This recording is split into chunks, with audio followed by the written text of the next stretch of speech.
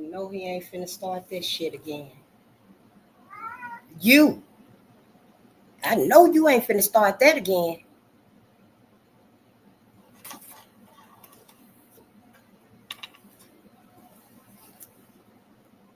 Don't be looking at me. If something going on and you need to go outside, then now's the time to say it. Because you ain't finna be running real fast past me, Davis. He did that last night or when we was reading and he got the running and stuff in here. I know you probably understand too, don't you? But hey, I feel the same way. But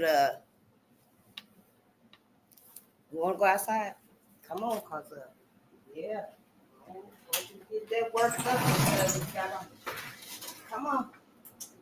I'm right there. Okay. I'm just saying, trying to be fair here.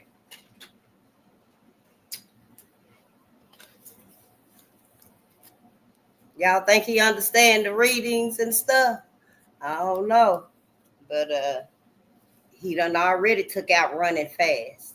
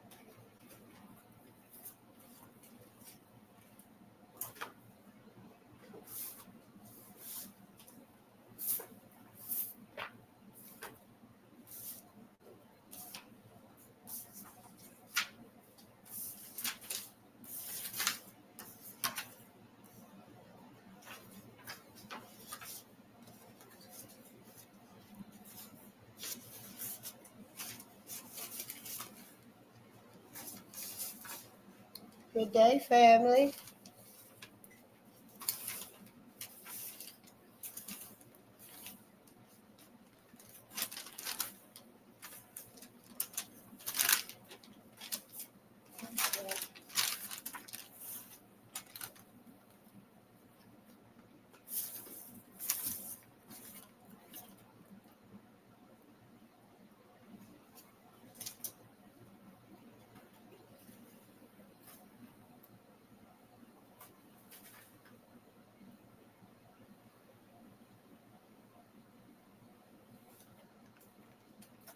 It won't be much longer. We're going to have the school set up perfectly.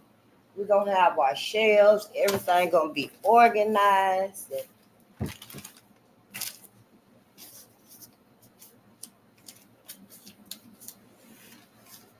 think I could just do with this. I got our book. And you know I got the Bible. I got the Black Bible. We just waiting for 2 people. We're going to get this show on the road.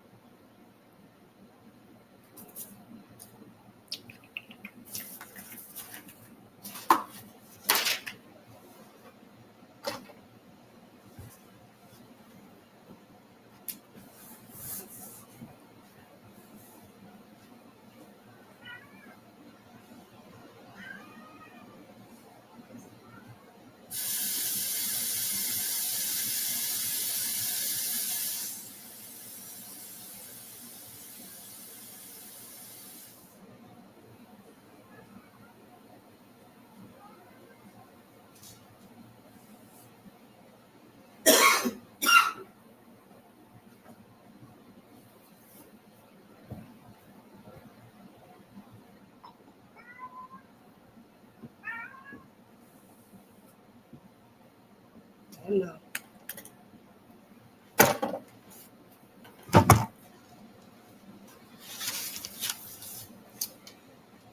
Good day, family. It's so good to see you. I was trying to make it a little lighter, but I only have this one lamp. I don't know.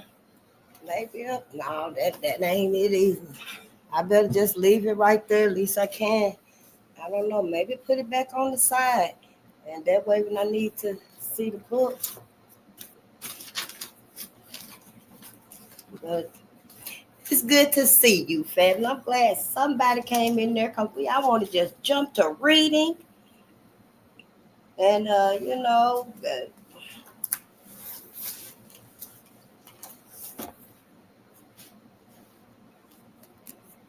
me see, where are we?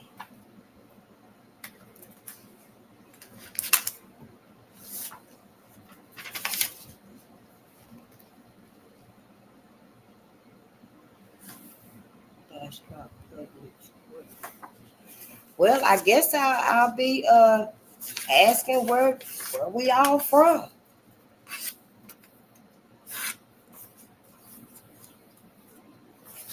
I don't think it's many untouched cities and towns in this country.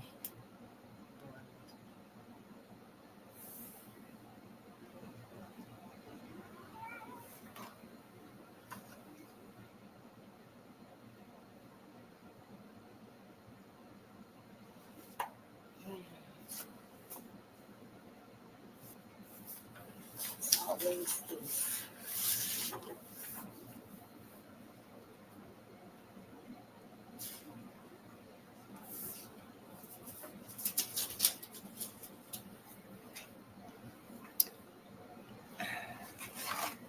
Oh, good day, family. I don't know. I thought I was seeing a zero or something, and I already went to the eye doctor. I'm waiting on some new glasses now. Cause I thought it said zero. I'm sorry. I do apologize, but let's get this out the way and stuff. I'm gonna stay minimized. So when I see, family come through and stuff, I can give some shouts out. But it's good to see that y'all there. It's good to see. And I do appreciate you coming through. And you're not entitled to stay or anything like that. And anytime you feel like you want to leave, that is perfectly fine. Because it is many, many channels on here teaching us what we need to know as Black people. And that's why I'm here, to help us. I'm here to help Black people, my people. That's it and that's all, And I want you to know, if this is your first time hearing stuff, if this is going to irritate you, then you probably want to go on Sister's channel. Because I'm strictly for my people. I ain't here for talking about other folks and stuff, except for what they done did to my people, namely white America. To find out what's wrong with my people today, it looked to me like it's white America that's done tortured and traumatized my people so much. But, for you, I'm just saying, if that right there is going to irritate you and stuff and you ain't going to like it and stuff, then you probably don't want to be here. And I'm sure I don't want you here. If it's going to irritate you and stuff, catch up with me another time. Once you've been on other channels, and then you done gained some patience, I guess. Because, I'm not here to find no justification for white folks or no excuses for white folks or nothing like that. No forgiveness for white folks and stuff. White folks today, they do have some accountability to right this wrong that has been done. I don't hold it in their face and stuff like that. But me and my ancestors already know. I'm just getting out the way. Letting my people, y'all know, to get the hell out the way. You should have been gone from white folks. We should have. But, they didn't know we were going to take this route after all the suffering they done been through. They didn't know we were going to keep our asses around white folks up under white folks. I don't know. My people, I just don't want you to be lulled back to sleep. I mean, hell, them some long ass years and decades for us to be just sleep, totally distracted, disconnected from our own people, from ourselves. Hell, mine was like 43 years. Yep, then I woke up here and I thought we was okay all that time, but now black folks is in a fucking mess, you know. Yeah, I can admit that, yeah, I failed myself, my mama, my grandmama, my daddy, my aunties, my uncle and stuff. You know, and I just looked at it like a lot of us did. You know, especially in the South and them little bitty hick towns. What? You just do the best you can. You gonna either wake up drinking a cup of coffee or a can of beer. You know, I mean, yeah. But, you know, I was just like, you know, yeah, some of us, we failed and stuff. I got to the 11th grade and dropped out, and I was like, you know, yeah, we failed. I didn't reach that educational pinnacle or that financial pinnacle. Most of us didn't, you know. Some of them, a few of them, I think they made it. They wealthy and well off and stuff. And I'm so proud of them and stuff. But some of us, a whole lot of us didn't down there, you know. And I just feel like it's time for us now to start seeing what's going on and stuff, because we done missed so much. And we the biggest sacrifice. We the ones that's going to be sacrificed because we don't know. Oh, you want to go outside? Come on, let's go outside. Because you're not going to be up in here running and jumping and stuff. I feel the same way. Oh, go on outside.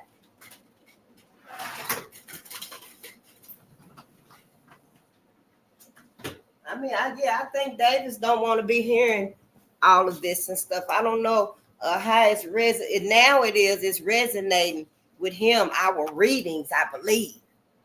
I don't know. I'm gonna have to see. You know, it's gonna take a while and stuff, but I'm gonna have to see because you know, I have been telling y'all the animals are awakening too. You know, I don't know what's going on, but all of a sudden and stuff, you know, when I be doing my readings and stuff, he just start ripping and running and stuff. So, but anyway, you know, I'm here. Let me just go on and start the fundamentals and stuff, because I don't want us to be here to, like, you know, 3, 4 o'clock in the morning, 5 o'clock, 6 o'clock. My ass still over here reading this shit, looking out of one eye and stuff. I don't want none of that and stuff. Let's just read, do what I'm supposed to do. Tell y'all, you know, read to us, because I don't know this either. I ain't never read this book. I didn't even know our people suffered this much. But now that I do, it's time for me to tell it. So, you know, yeah, let me go on and get the fundamentals out the way first, though. Oh, Door of L, I don't think I ever seen your name before, but thank you for coming. I do appreciate your patience and your presence. Now, let me see. Yeah.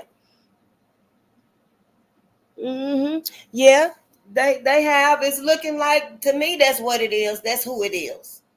I mean, I just got here. You know, if it wasn't right there with Trayvon Martin, if it wasn't for me trying to make a little donation, I wouldn't even known, you know, where I wouldn't even begun my journey with Trayvon Martin. And here in Minnesota, Mookie. But then that's when my eyes were opened up, and I was like, oh, damn, I thought black men was all right. I thought we was okay out here behind it. No, it's totally different. It ain't nothing like we okay. Nowhere. On no aspect. It sure ain't. And I had no idea. Sure didn't. Nearly Fuller said across every area of life. White supremacy controlling everything. Everything. He said war, economics, politics, entertainment, religion, sex, education, labor, and law. That don't leave nothing to weasel in between. Squeeze in between. Try to find a little identity for us. Something to hold on to. Nothing. Oh, shit. I know, right? I'm going to have to hurry up and get some furniture, I guess. Shit, hopefully it ain't going to be like 2 or 3 months and shit. But, yeah, it's only been a couple of weeks since I got in this apartment. So just bear with me. Because, you know, you can go and come back and stuff. It don't matter and stuff. All of us just trying to do our purpose, you know. And I feel like, you know, for me, it took 43 years. And, you know, I just ain't got time to edit And, you know, and I'm not politically correct for y'all and stuff. I'm learning new words every day. I'm like, whoa, what did this? What is so much to this? All you got to do is reach out to your family and your friends. You remember Shay Shay. You know Shay Shay. She loved to read. Take a Betty before X. I'm just saying, those that you can. Start with them first.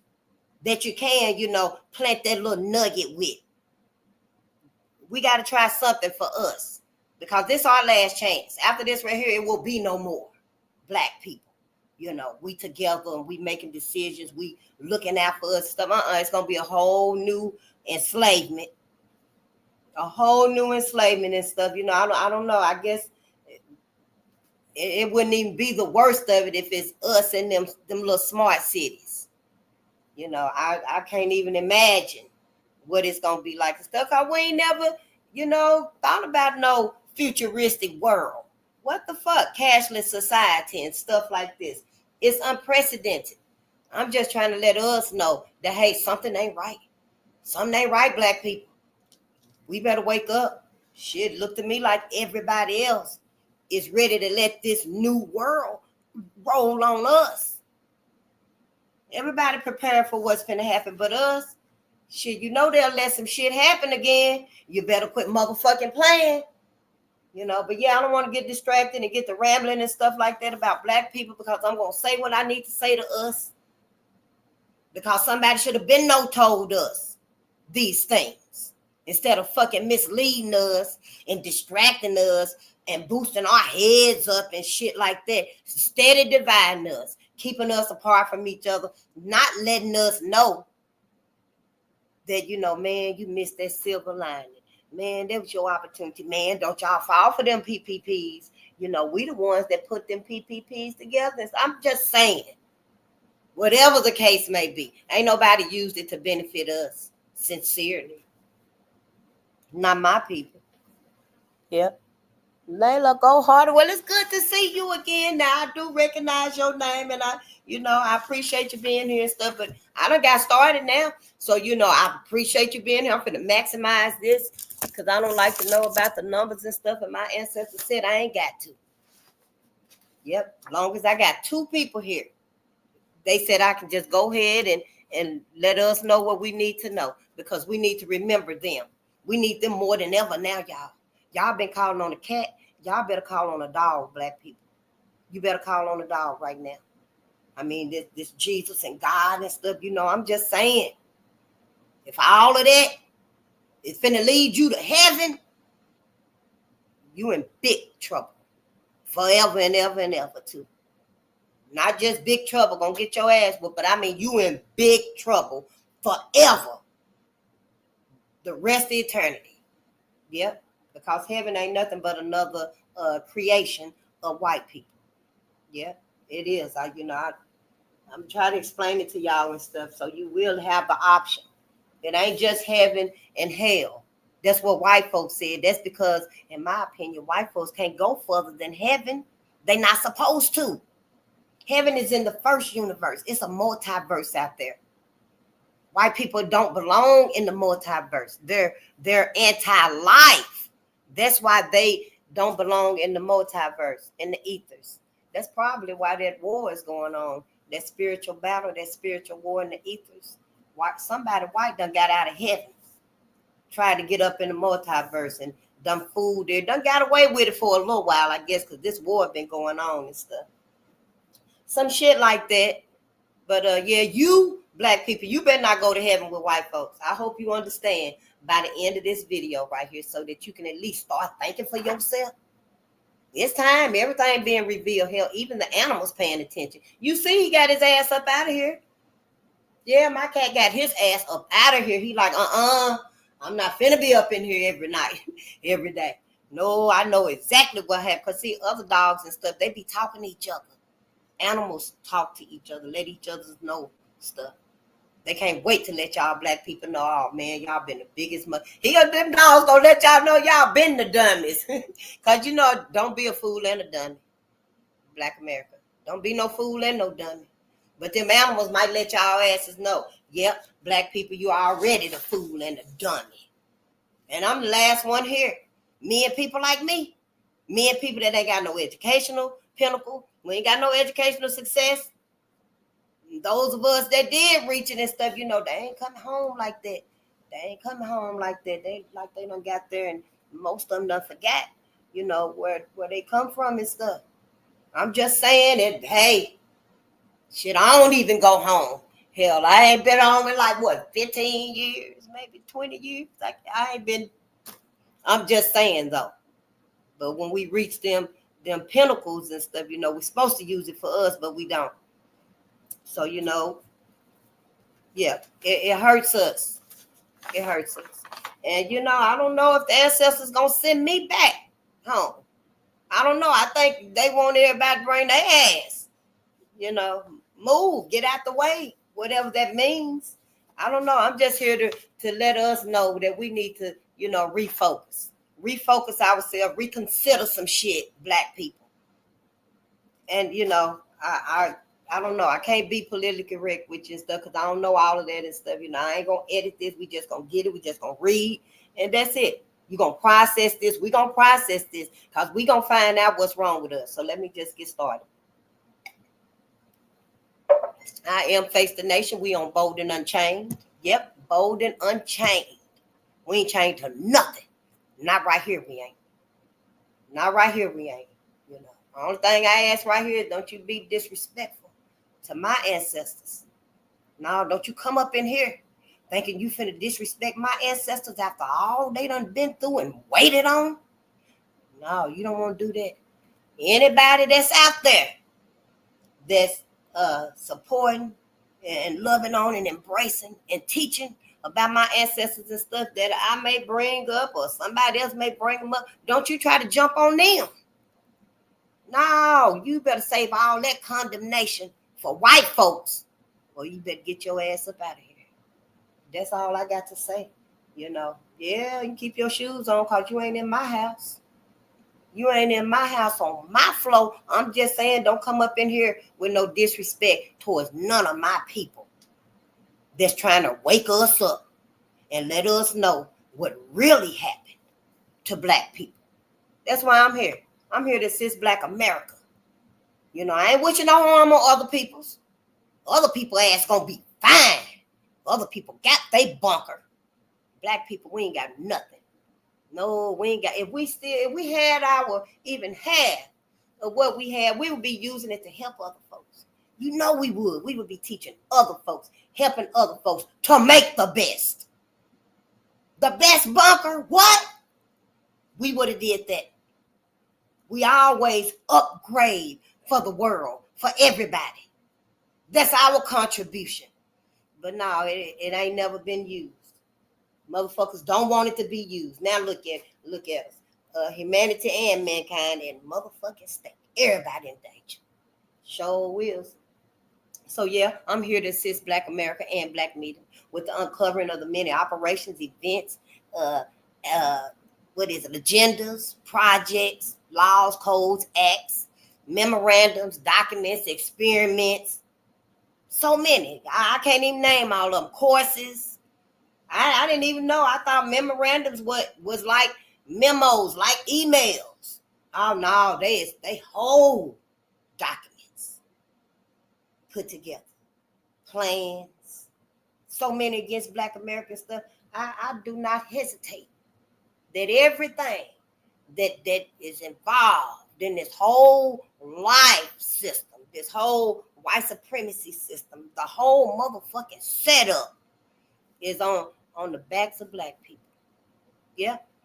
Mm-hmm. The parents of all people. Yep, sure is. I don't care what it look like. That's what it is. That's the chain on the bicycle. Yeah. And everybody running it. Every motherfucking body got their feet on the paddle. Just wearing it out. That's what's happening. And now the ancestors said, fuck all of that. It's time. I don't know if it's because Black America is so traumatized. We can't do nothing. I don't know. I just got here. I just started reading to y'all. I'm just saying how it is to me. These my opinions. These ain't nobody else's opinions. These is my opinions, how I feel. I just don't feel like, I'm going to lie to y'all. Black America, and let y'all know that y'all got no friends. Because I don't know what's coming. I don't know if it's going to be a missile, a hologram. Hell, I don't know. The mothership. I don't know what's going to come. But I know you better be ready. So yeah, I'm here to assist Black American, Black media. And I'm looking through a spiritual lens because I'm not religious no more. I am not religious no more. Even I was pretending then anyway. I was just being religious because my mama, my grandmama, my daddy, everybody else was. Yep. And so I was going along with it. Hell, y'all were pretending too. Just going along with it and stuff. I never researched it and stuff and really thought about it and was true to myself and be like, this shit don't even make no motherfucking sense. Because, when you're a kid and stuff and they tell you shut that shit up, then a lot of us, we just ignore it and go ahead and go along with it and stuff, I wasn't one of those that kept on saying, no, I don't believe this. This don't make no sense. And, and let the whole Bible study know. This ain't right. It don't make no sense now. Because once my mom was like, you shut that shit up, then that was fine. But I wasn't happy and content with that. So after a while, my mom was just like, you ain't even got to go. And I was like, yes. I just let it be. But I didn't read the Bible, though. I tried after that just to know that I read it, but I couldn't read it. But, but my mama taught me don't kill, steal, and destroy. So, I feel like I didn't make no more bad mistakes than nobody else did. I don't feel like, me and you making it to heaven at the same time is no better between us. Just because I didn't read the Bible and really understand. Because I would have been the one, no, hell no. How's the picture going to be white and the feet is black? But, once mom was like, you ain't got to go. I was like, fine. And I never did put that white man on my wall either. But that's all it was and stuff. So, yeah, I'm looking through a spiritual lens. I'm not looking through a religious lens for that very reason. It never resonated with me. Yep, it didn't. And my mama thought it did. I did too. I was Pentecostal. I thought we were Baptist. I think my mama said we were Methodist. And I was like, damn, I was wrong anyway. No wonder it didn't resonate, but Pentecostal didn't resonate. Neither one of them did and stuff. And I see why. Because the way I feel in my heart, my soul, I ain't never meant to go to heaven with white folks. Even before I had this thought that my people better not take our asses up there to heaven. I didn't even know about that until I started reading. I just had this thought, we better not take our ass to heaven with white folks. Hell, this man said right here, I ain't even gonna get into it because it's in the book. You got 2 books, Black America. Oh, I found y'all Bible too that I bought at the store.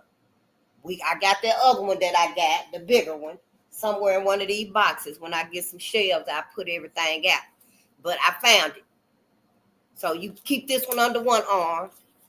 Your black ass, you better put the Black Bible under your other arm. So yeah, we looking through a spiritual lens. I hope that's clear and understood. And if you ain't meant to be here at this point, then thank you for coming by.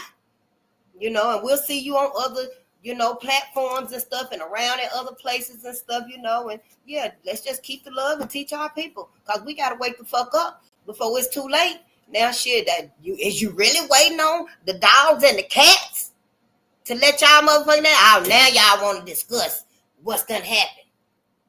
I mean, I'm just saying. But, I'm from them little neck of the woods, so I got a whole lot to say. But, yeah, so we looking through a spiritual lens of loyalty, resilience, and education. Because we Black Americans need to know who the fuck are we loyal to? Who the hell we loyal to?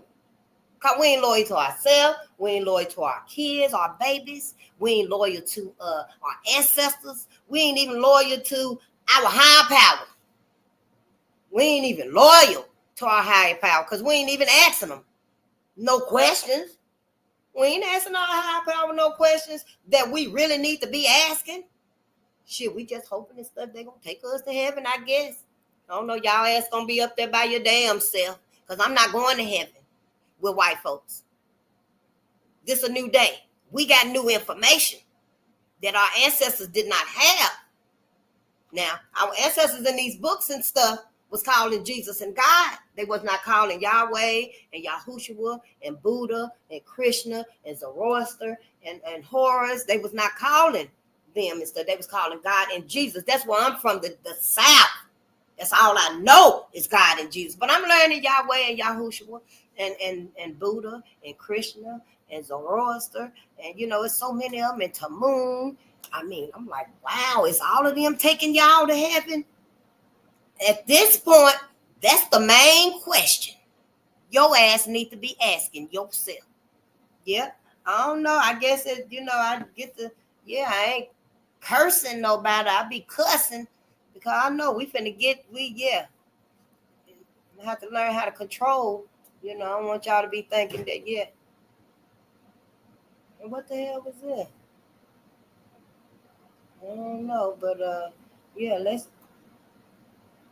let's continue and stuff. It better not be his ass out there. Oh, wow. Yeah, so, we just hear about black people. That's why I'm here. I don't want to waste nobody's time. I don't want nobody to be like, damn, I done spent all this time here. You ain't said nothing. If it ain't resonating with you and you done sit here and let it irritate your ass this whole time, don't blame me. Do not blame me. Everybody already been saying this stuff for years. It looked like George Fraser videos been out there for like 11 years. Dr. John Henry Clark, Dr. Amos Wilson, Dr. Joy DeGrasse, Barbara Sizemore, all of their videos been out there for years and years and years. And I'm like, damn, I'm just now finding them. The brainwash, the indoctrination, the sleep. Ain't no motherfucker putting me to sleep ever again. Sure ain't, honey. I advise y'all black people start. If you got libraries and stuff, perfect. That's wonderful. What we need to do is help our friends, our families, our neighbors and stuff, Start with those closest to you that are going to utilize this. Go through your library and get them some books and help them get started if they don't have a library. Because we all finna read. Fuck the dumb shit. We all finna read. Get started with your library. Let your family know. You can pick at least one. Somebody that if you give them some books for the babies and stuff. I ain't even got the grandbabies books out and stuff, But you got some nephews, some cousins.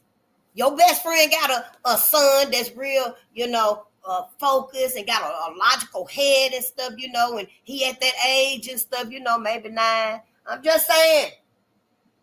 I don't know what age they get out there now, today, and want to start smelling themselves and walk into the park by themselves. I don't need you to walk to the park with me no more, mama. I can walk by myself. Hell, you on it, fool? I'm just saying. But get them a book. Get them their books and stuff. Start reading. Shit, I'm just saying, hell, have a cookout. Start cooking nothing but vegetables and stuff. A good old stir fry, honey. You got bananas on the side and strawberries and mangoes and stuff. Then you got your stir fry. And while he's sitting up there, and he juicing some carrot juice and whatever, you got. Oh, honey, you sitting up there, you reading Malcolm X, and then you be like, hey, let me do some. Let me juice some, and you read. And he ain't gonna catch on right away and stuff. But honey, when he pick this up, he gonna be like, nah, I finished this. And before you know it, he the one is doing the reading. Just use your magic. Use your mind, Black America. That's all I'm saying. We got to try something. We can't keep waiting, on Jesus and stuff. It ain't happening. Ain't nobody coming, Ain't nobody coming. If they do come, you better not go nowhere with them if they trying to take your ass to heaven. Because white folks, they done lied to all of us and stuff. They have. Everybody been saying it. Don't act like, Faye said this, Faye said that. Send them folks to me, like Pap Singleton. When Pap took everybody to Kansas. Come on, y'all, we leaving. And they left from Tennessee and walking to Kansas. It was like the one of the Great Migration or the Great Exodus.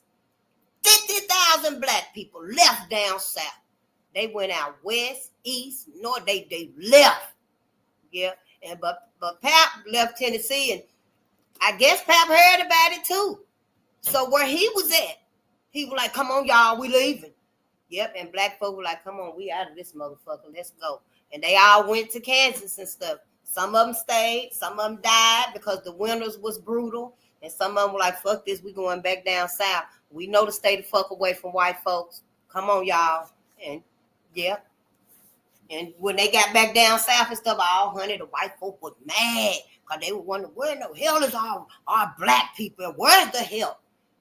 And yeah, somebody must have said Pap came and took them. They left with Pap. Yep. And somebody told Pap, and Pap went down there. Who the hell looking for me? Yeah, I told him to leave. Yeah.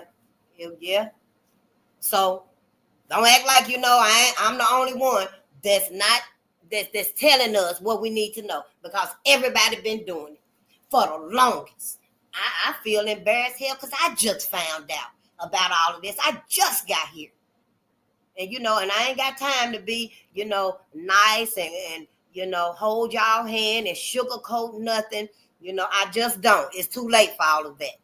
I ain't trying to be disrespectful and cussing you out and stuff like that. Not you personally, because I don't even know you, but I got all this. Yeah, I'm going to, release myself anyway. You can let white folks know, oh, yeah, Face the Nation mad at white folks. I damn sure am. And you ought to be too. I know my ancestors is. Sure is. They said, fuck that shit. They finna show they self. You coming in? Well, you better come on. I'm saying, you're not finna have me up and down. You sure? Well, whatever.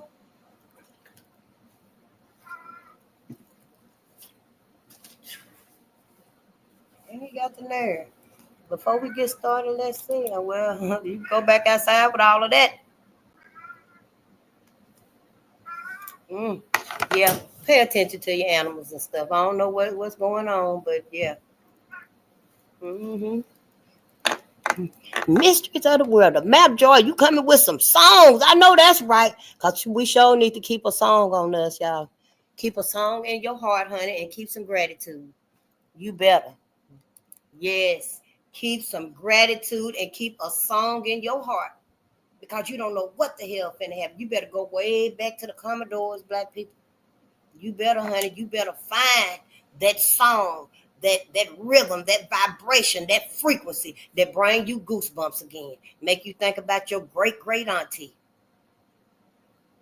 Because now the way the thing's going, you need them. You need your ancestors, honey. You've been calling on the cat this whole time. You've been calling on everything. But the very ones that was thinking about you, calling on you, crying for you, begging for you, and then you forfeited them, sacrificed them, forgot them, compromised them. We did so much. And now we do nothing. It's just like we just gave everything. Just, I don't know, like white America, like, give me your identity. Check, we get that to them. Give me your swag, your vibe, check. Give me your mindset, check. And we just give everything to them and stuff, and we didn't save nothing for us. And now the ancestors, they finally coming back. Yeah, let me go ahead, because I get the rambling and stuff, but I just want y'all to know the fundamentals about me and stuff. I'm not spiritual. I don't forgive white folks for nothing. I did at one point, but I don't no more. I took all that back. I give everything to my ancestors. All my forgiveness, my love, my acceptance, my honor, my sincerity. I give all that to my ancestors. I don't give white folks nothing. I sure don't. I don't give them nothing. They've had enough that's coming from me and my ancestors. The only thing I can do is what my mama taught me, to be civil. Be civil. I ain't bitter. I'm not a bitter person. I don't even have bad days. My ancestors had all the bad days. It's always a way around that light bill that's finna get cut off. I guess that's the heater doing that.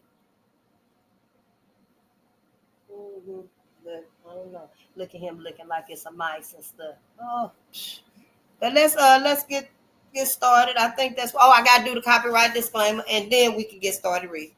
Copyright disclaimer under 107 of the Copyright Act 1976. Allowance is made for fair use for purposes such as criticism, comment, news reporting, teaching, scholarship, and research. Fair use is a use permitted by copyright statute that might otherwise be infringing. Nonprofit, educational, or personal use tips the balance in favor of fair use so we can read. Ain't nothing stopping you from reading. And if you can't, let Shay Shay read. Yeah, let Shay Shay read. If you can't do it, let Shay Shay read. Just start reading. You ain't got to start with this right here, honey. Please do not start with this right here. Unless that's where you want to be at with this right here. So many other areas and stuff, you know. Yeah, this right here, if I'd have known it was going to be this right here, I would have been a faceless channel. Nobody would have known who Face was. Who Face the Nation? Shit, I don't know who the hell Face is. But I didn't know I was going to start out reading Red Summer. You know, I put everything together and stuff, you know, and I'd have been sitting here reading y'all Helen Keller.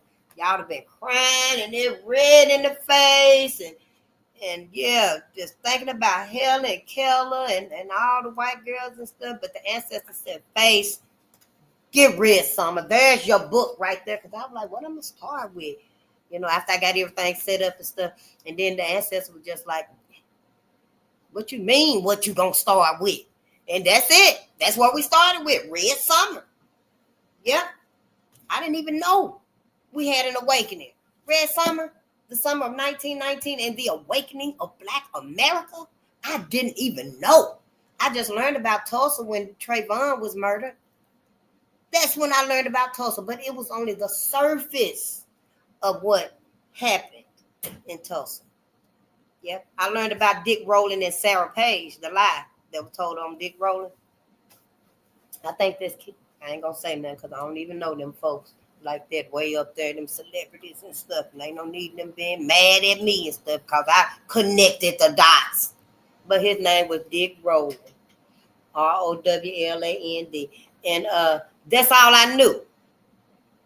But as I've been reading this right here and learned that, it wasn't just Tulsa, honey. Honey, it was like in the double digits. Lynch, race riots, what they call them, but they're actually massacres. Yep, it was actually in the double digits. And so, yeah, I took back everything. I took back all my forgiveness. Fuck forgiveness. Dr. Frances Cress Williams, I ain't got to forgive nobody. She said, you ain't got to forgive your oppressors. Shit, you're a damn fool if you forgive your oppressors. Today, you can take your forgiveness back. They lied about that too, told you it was for you. No, it ain't. That wasn't for you. No, they lied. You can take your forgiveness back if you want to. I ain't saying you got to. I'm just saying if you want to. If you still want to go to heaven, that's your choice. At least you know now.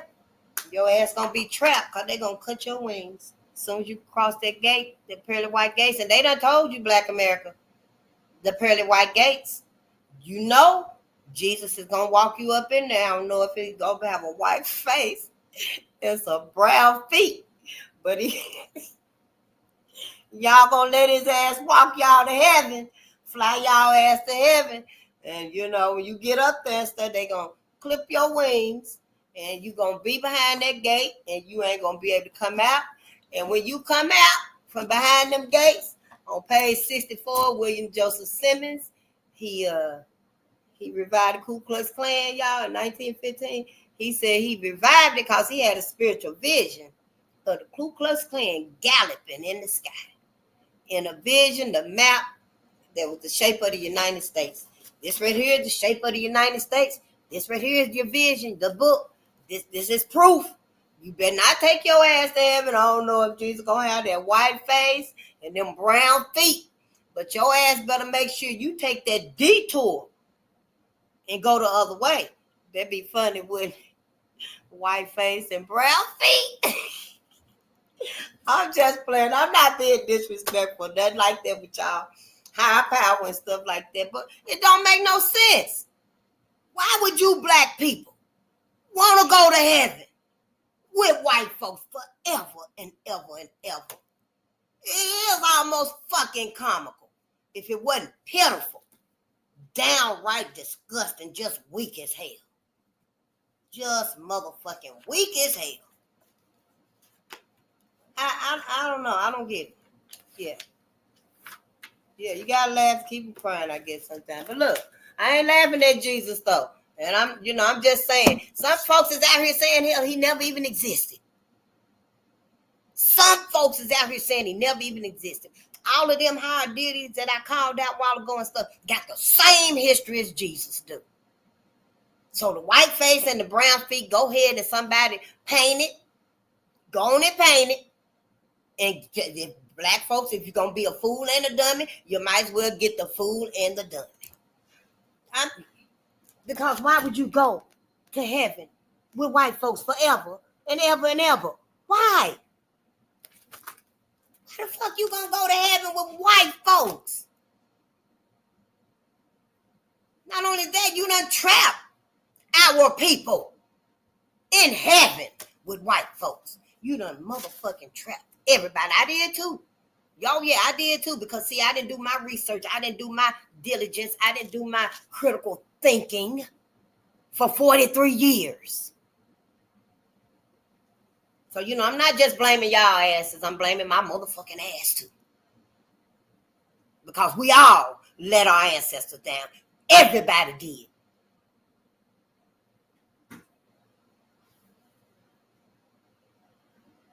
It's time for us to do what we need to do for them. We owe them. And we owe our babies too. All of this bullshit that's going on, fuck that. Fuck the dumb shit. You better start reading. Turn off that bullshit you got on. Set you some boundaries. Don't let nobody come up in your space, in your house, in your car, around you. Got you over there helping them and stuff, but they want to play all that bullshit in your ears and stuff. No, I ain't coming. Do it your damn self. You ain't getting in my car playing all that wop and shit. Your ass ain't playing motherfucking Commodores, Earth, Wind, and Fire. Hell, you can play some Father MC if you want to. But you better not get in here with that outlandish, mind-boggling shit. Just open the gate. Open the gate to all that mumbo bullshit. No, you got to stop all of that, Black America. Everybody know what's finna happen to you but you. Hell, everybody know what happened to you but you. So that's why I'm saying, hey, just start reading shit. Don't be mad at me. Shit, hell, everybody ought to feel here. Don't you feel betrayed? Maybe it's just me, those like myself that didn't reach that educational and financial pinnacle. They feel like this. I don't know. But I know one thing. We ain't got time to sit here and think about it and stuff. We need to find out what's wrong with us collectively. Now, you do what little bit you can do, and you ain't got time to figure it out. Well, I got to learn how. Now you do it and let it be. Set it up if you can't read because my mama stuttered and stuff. If you stutter and stuff and it make you not want to get on here and do it and stuff, then set it up and let sister do it. Hell, at least you can show her what we going to have you going, streaming 24 hours. We finna set you up with this one, and this one, and let's get you. Yeah. You ain't got to be the one. Shit, we got to be creative for us because we got a lot of catching up to do. We ain't created nothing. We ain't built nothing. We ain't did nothing for us to survive in this new world order. Nope. Our brother Maxwell, he did invent that car that run off the Earth's magnetic frequency. Yeah, honey, you don't need a battery or charger nor no gas. You don't need nothing. Sure don't. But I'm just saying, we ain't did nothing. We ain't contributed nothing to us, to society. We haven't contributed nothing after Tulsa, after these riots, these lynchings, these massacres. We ain't did nothing for us. That's why we like walking off the plantation again. Yeah. Ooh, I feel some type of way because I slept for 43 years. Didn't even notice my people or be concerned about my people and stuff. Oh, honey, you better not be over there pulling my curtains down. It make me feel some type of way. And then I know that other people know. For all the love of black folks, other people motherfucking know. Except for us. Yeah. Make me feel some type of way. I know one thing, we better get away from everybody. Start doing for us again. Start doing, you ain't gotta hate on everybody and stuff. Nah, I go to work and bring my ass home. I go to work and bring my ass home and stuff, you know. Yeah, I'm going to my mama's house. But all this hanging out and stuff and co-mingling and marrying and procreating and all that stuff with that, honey, you're going to have to stop all of that, Black America, because you done enough. You done enough mingling, marrying, procreating, being with other folks, preferring. Because Black folks prefer other folks to Black people. Preferring and pretending. Yeah, you done enough of that. We done enough of that bullshit. It's time to come on back to us now. And it's going to be hard because we be sincere about everything. We motherfucking sincere about wearing that blue hair. We is motherfucking sincere about this whole change we done did to ourselves and stuff. We sure will, honey. All I can say is, you know, you better bring them books out. Bring the books out. Bring the old school music back. We got to reach us some kind of way. I've been thinking about it, you know, but y'all got to think about it too. We in dire straits right here. We like at the crossroads. This like where the rubber meets the road. For us, for Black people. Shit, don't sit here and be like all face just with all that bullshit. I'll stop the bullshit and lie to us. If you're going to lie to yourself, then go do it over there somewhere. Don't be here doing it to Black people. And I'm not trying to worry you and all that fear-mongering and shit like that. Hell, because your ass should have been no everything that's going on. I mean, shit, you got all the resources and the skills and, you know, and hell, you right there. And, you know, don't tell me you knew and didn't tell everybody else. You would. I ain't saying I was forced to come and do this and stuff, but, you know, I'm glad that everybody was saying, you know, if you see a need that need to be filled and stuff, you know, then you supposed to do it, you know. And y'all just kept saying it and stuff, and everybody was saying, you know, if you 50 and you 40, you know, and you 30, you know, and you 60, you need to get you a YouTube channel, you know. And I was like, oh, yeah, they right. You know, I need to talk to my people. And, yeah, here I am. So, you know, yeah, I don't want to fearmonger us and stuff like that, but we got to talk some kind of way. At least before we can't say nothing to each other again. Y'all gonna fuck around. These people gonna propose re-enslaving y'all asses again. You keep fucking around with these motherfuckers, acting like you don't know who they is. Shit, even though we don't know all of this, we know to stay the fuck away from them. I ain't never known all of this either. But I know not to have my black ass all up and under and cuddled with white folks. Shit, I don't care where you at. That's where this is at, this mindset. See, we will never be equal and accepted by them. We won't. What'll happen is we'll be tolerated by them. Now it's been even weaponized because after 3 generations, them mixed kids ain't got to do nothing, honey, but gone and start being with white people, white spouses. They're going to completely wipe that black gene right on up out of there. Who was I listening to? Was it? I don't know who it was that was saying, I'll be trying to listen to everybody. Teach me something about my people. Honey, don't die out, Black America. Don't let these motherfuckers finally extinct your black ass. I'm just saying, you got to live on. You're the parent of all people. How the hell you going to let somebody that just got here this morning? Black people were here 290,000 years before white people even came. Hell, they ain't been here. They got here this morning at 7:30 a.m. Yeah, that's it. Soon they came, honey. They were running and stealing. Done stole everything from you. Just wake up and do for yourself. Start looking at yourself. Start seeing what need to be fixed for you. Soon as you start thinking like this and stuff, honey, you finna start creating on another level. Because, see, we need contributions. and our masterpieces. We need our genetic, our genius abilities to create what we're going to need in the new world. That's going to come from us. You see, everything that was created to keep America, make America what it is, beautiful America, came from us. Still being used today, right today, by everybody but us. Yeah, fuck the dumb shit. Everybody using our contributions for themselves except us, and they finna keep using them. Now they done built up their futuristic bullshit. They gonna use that they building up all, yeah. They gonna use all that bullshit. Them autonomous cars gonna be just taking black folk back and forth to the smart cities.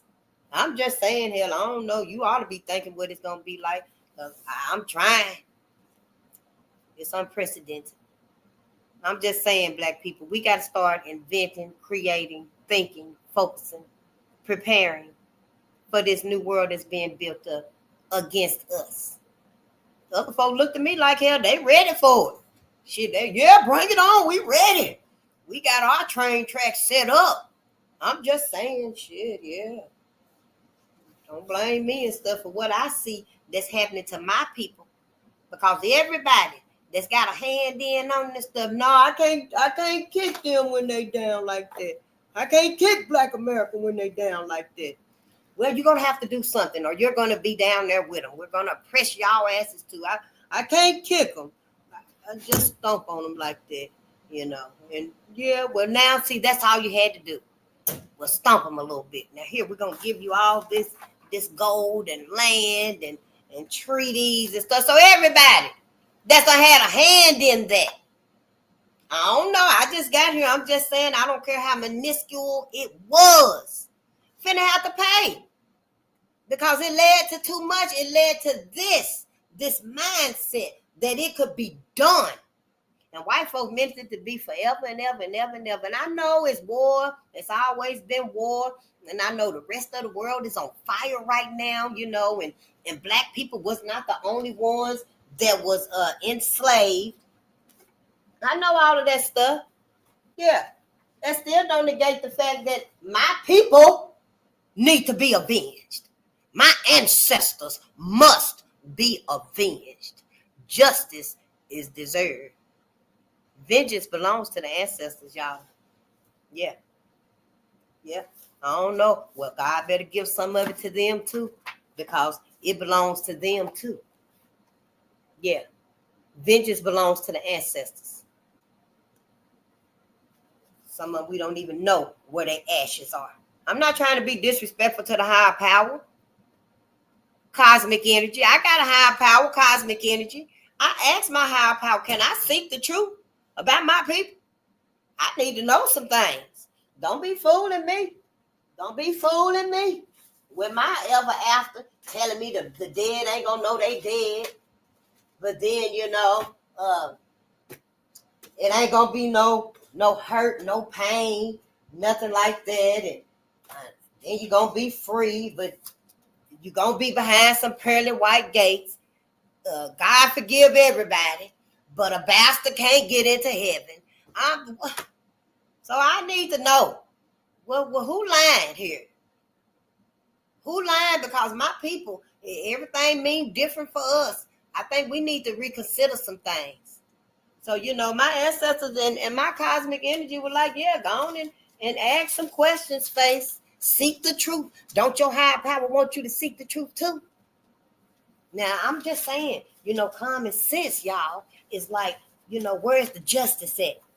Where the justice at for our ancestors? Huh? Where the justice at for Willie Brown? All these men right here look like they motherfucking asses had just been to church. A lot of times they would stop the lynching and torturing and hunting down black men and stuff. They'll pause it on a Sunday and go to church. Then after church, they back on it. Yeah, honey, them is your demons, your sinners right there. Them is the wicked hearts right there.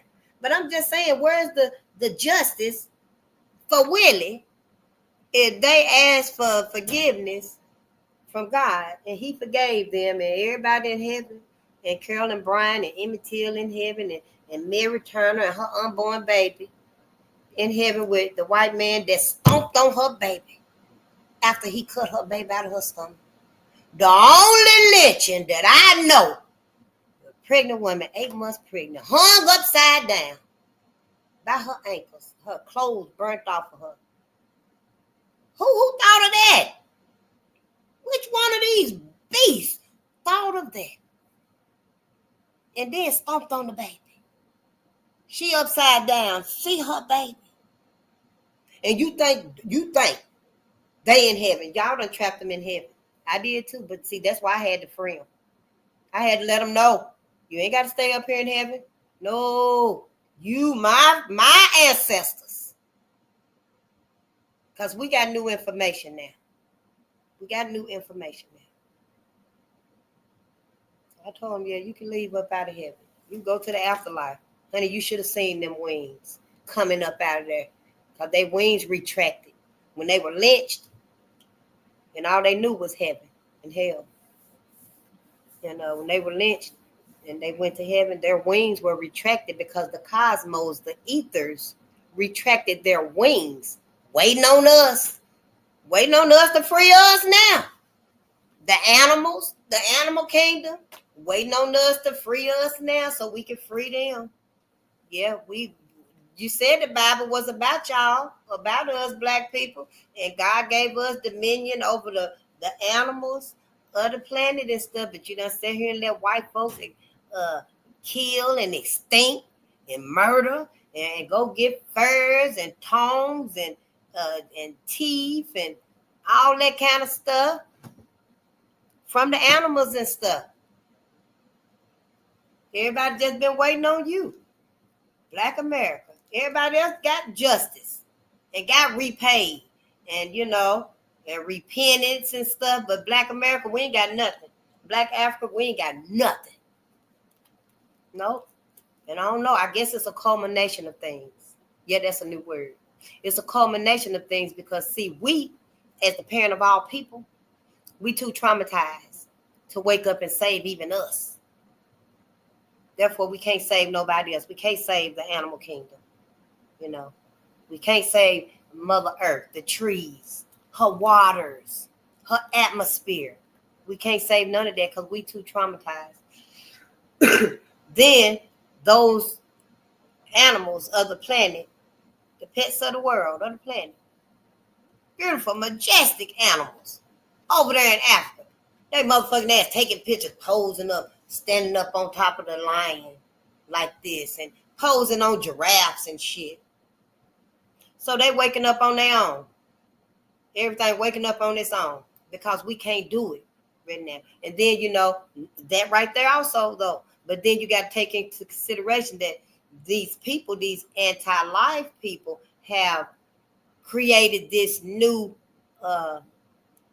magnetic field, this man-made magnetic frequency. And it's man-made, so it's interfering with nature's natural magnetic, that energetic field is interfering with it. Yep, when they turn them 5G towers on, we don't know what the hell gonna happen. When they turn them on, they probably pulsing right now, them 5G towers, because they really not complete.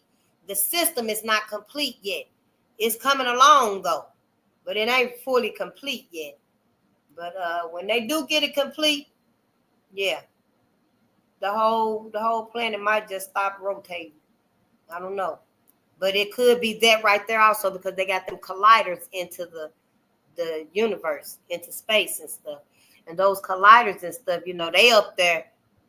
If you turn it on, that huge collider, and it turn on and that ripple gonna go out. And it's gonna push everything and stuff. All of that has an effect to it. So all of them things taken into consideration and stuff, the ethers, the cosmos has awakened. Yeah, and Mother Earth has awakened because Mother Earth has been, assaulted and attacked. Her trees gone, her water's polluted, her air's polluted, and Dr. Delbert Blair said that Mother Earth is purging. She is getting rid of all of the toxins, the people, the anti-life ones that have harmed her. So we black people, you must detox. You must detox, stop eating meat, stop eating the dairy products and stuff. It's hard, I know. I've been trying after 43 years now. All of a sudden, what? You got to change your whole life, the whole way we thinking. Everything it's got to stop. We got to question everything. Yeah, we've been so indoctrinated. Yeah, we just now answering Malcolm when he said, who taught you to hate yourself? We just now trying to answer that question collectively. I mean, as one, collectively. And I had said it too, it's going to be by choice or force. And it's by force. We didn't choose to come together on our own willingly. It had to come to this for us to actually come together. But at least we doing it. So, let's read. I'm just saying, I don't want to keep us here all night and stuff. And I ain't going to read all night and stuff because we going to be here for a while with this book. But we ain't got much longer. I say maybe another week or half a week. We'll say a week. See? We've done good, though. We read that much. We have read that much. And we've learned so much about black men, names that have been forgotten, haven't even been remembered, places. I didn't even know about some of these places and stuff, these little towns, these little hick-ass towns. Where you live now. Study the history of where you at and stuff. Look and see where you at, what's done happened there. My brother, my sister that was lynched there and stuff need to be remembered. This right here is 100 years of lynching. It is so many books out here. We hardly even see the same name from book to book. Black men. We got our own Jesuses. We got our own Jesus. Can't nobody deny that this is Jesus. The black man, this is Jesus. This is our black Jesus right here. This is our Bible right here. With your black Jesus in it. You see the cross under him? You see that cross right there? That's the cross under him. Black America. It's a new day. You got new information now. You can't go back to that same old information that you was holding on to because you were scared, that you were blaspheming, and that oh man, this is my job, this is my career, man. You got to stand up for something right now. Ain't none of that shit finna matter right now. When this shit finna hit the fan, hell, right now your job is finna be obsolete. Soon Sophia get out here, that robot. I'm just saying everything finna be totally different. This finna be a cashless society. No cash. How the fuck did all this happen? I was asleep. I didn't know. Now, I'm so thankful to that one person that sent me that link and said, go and donate to this if you can. And I was like, okay, I'll go donate to it. And I went and donated, honey. And ever since then, I'm like, whoa, wait a minute. Black folks is in trouble. But Dr. Claude Anderson been saying it all these years. Everybody been saying it. Dr. Deborah Blair said white folks is crazy as fuck. Yep. Dr. Toni Morrison. Yep. She said she ain't never let them bother her and stuff yet. Because she knew they were crazy. She said her daddy, Toni Morrison, she said she didn't let white folks bother her, upset her, or nothing because her daddy already told her and taught her that white folks is crazy. Yep. So she said, yep, crazy as hell. And everybody knew it but us. I don't know why come people that said that they really love black people, sincerely love black people, didn't step in and say, white folks, we're not finna let y'all do that. Now, you're not finna give me $100 million to move in black people communities and set up shop. Now, you're not finna use us like that now. And then, white people like, well, we'll give you $1 million. Well, we'll set up, but we'll be nice to them, or something like that and stuff. And it all was a setup and stuff. Why did people just didn't be sincere with us? I always got to help white America do what white America do, which is devastate the whole planet. I'm like, oh, it's too much. We can't stop this. What's going to happen is going to happen. All you can do, Black America, is get the hell out the way.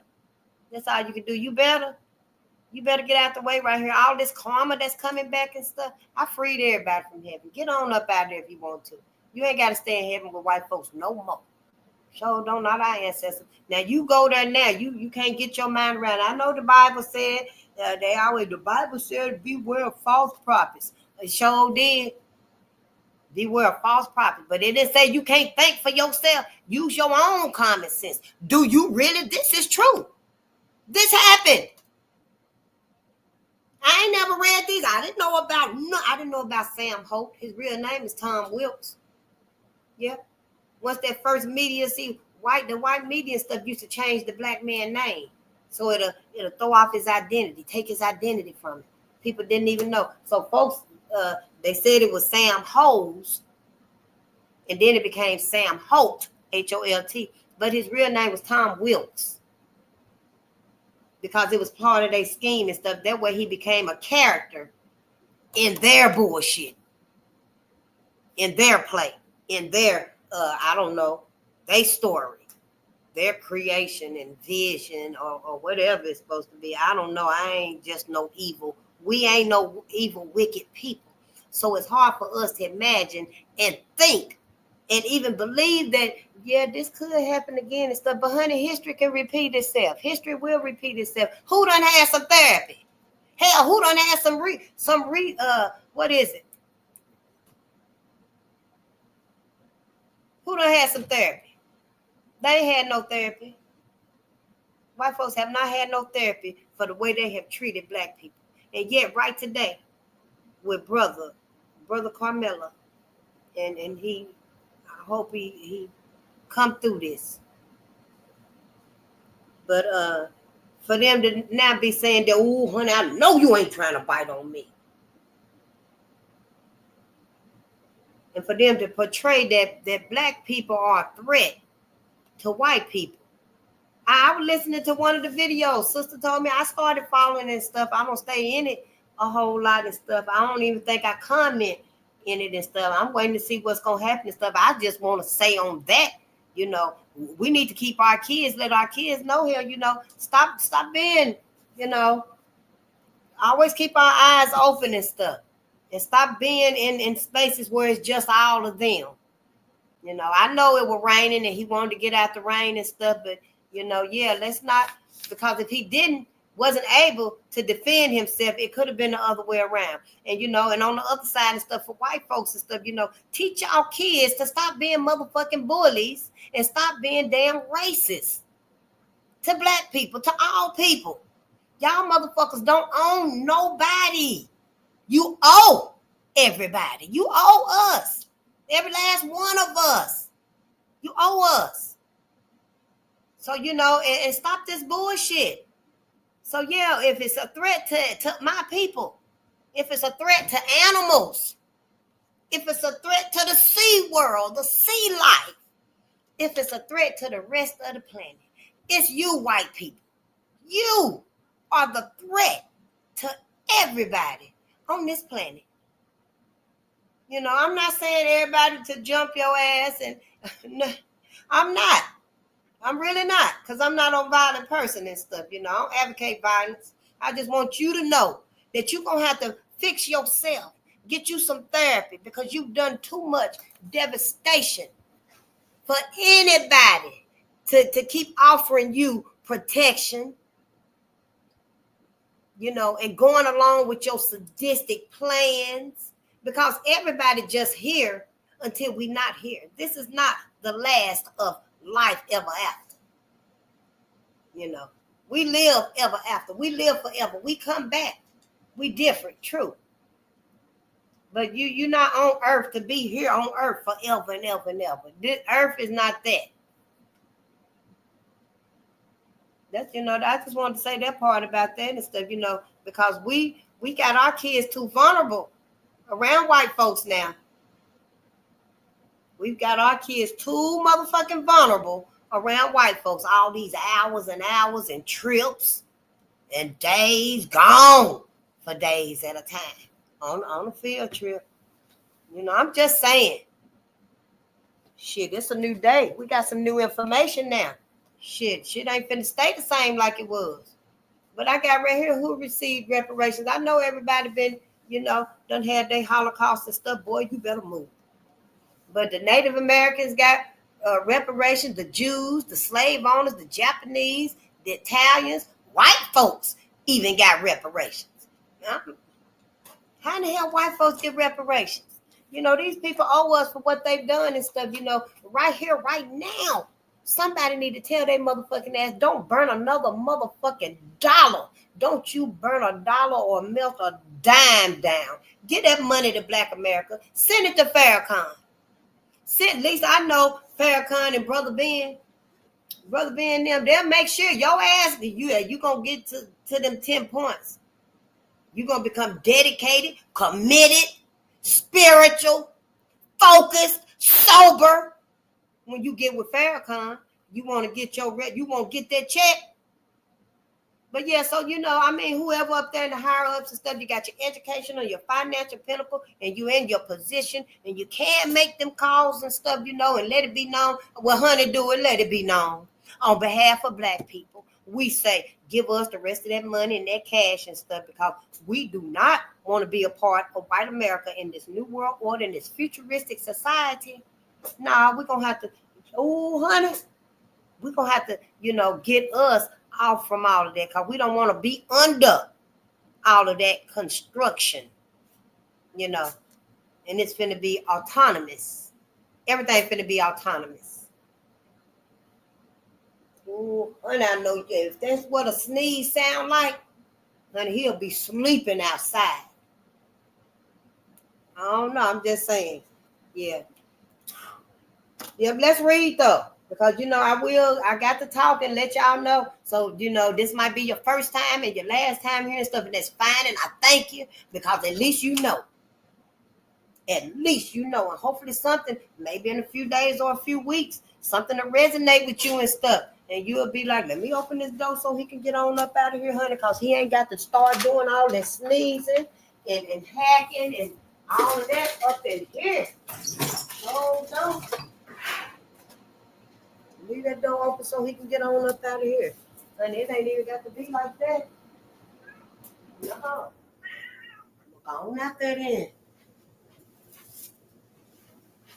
I'm not trying to make you stay nowhere you don't want to be. I don't know if it was a ploy or what. But let's read. And tonight, y'all, we are reading 100 Years of Lynching. And this is by Ralph Ginsberg. I think this is our first time reading a book by him. But this is not his views. These are the views of the newspapers. And that's why they're so disrespectful and rude.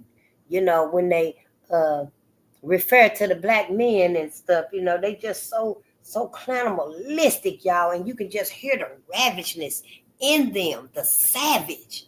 I mean, just inhumane things that they did to our ancestors.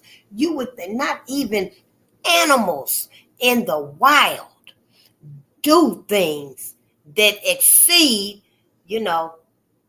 killing to eat when they hungry. An animal, a lion, kill a deer. I used to look at Animal Planet or whatever that channel was, and animals, when the lion go out and kill the deer, he just kill the deer and eat it. He don't break his leg and bite off his ear and bite off his tail, and he just killed the deer and eat it. White people did some things that can't ever be matched, ever. In America, right here, ain't nothing never happened like this, and it can't ever be matched. It's white America. I don't think it's a people. I think it's a people ever here that do these things and just take a.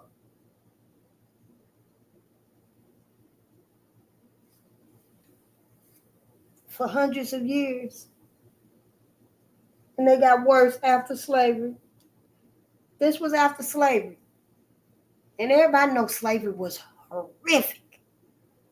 You couldn't go nowhere. You had to take the punishment, the lynchings, the rapes, the molestations.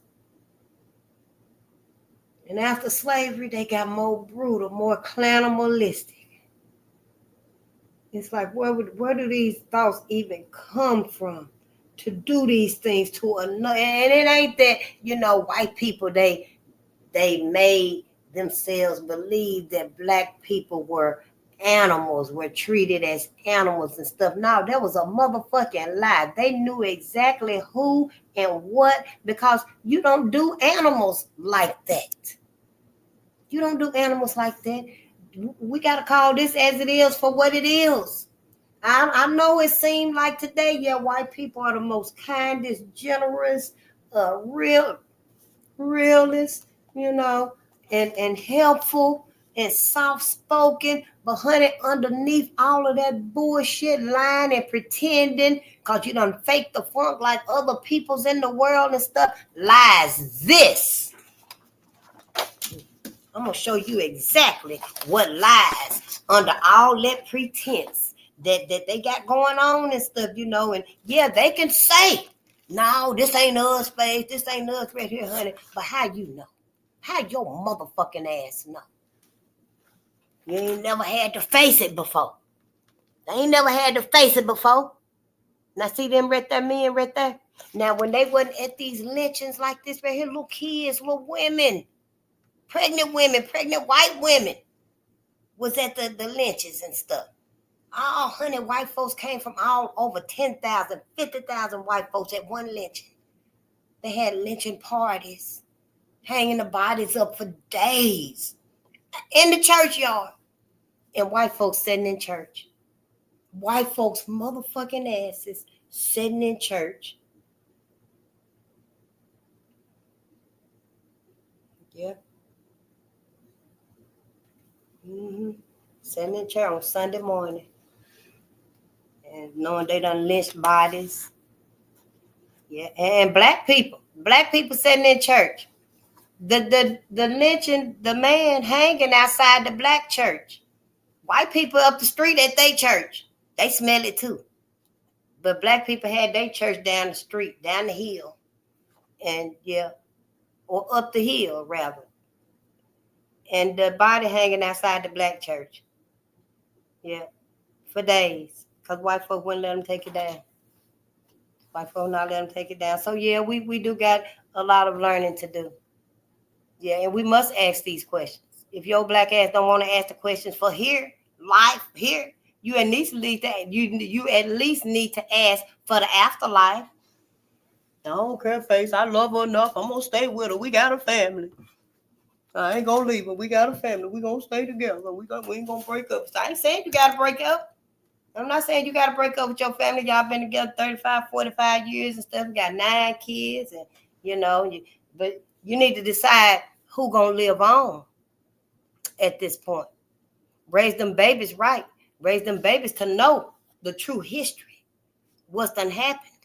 Because at this point, everybody needs to decide who deserves to live on in the future. I mean, I ain't saying who calling, who gonna live and who gonna die. Because your asses were supposed to be with your own kind anyway. Then we wouldn't even have to answer these questions.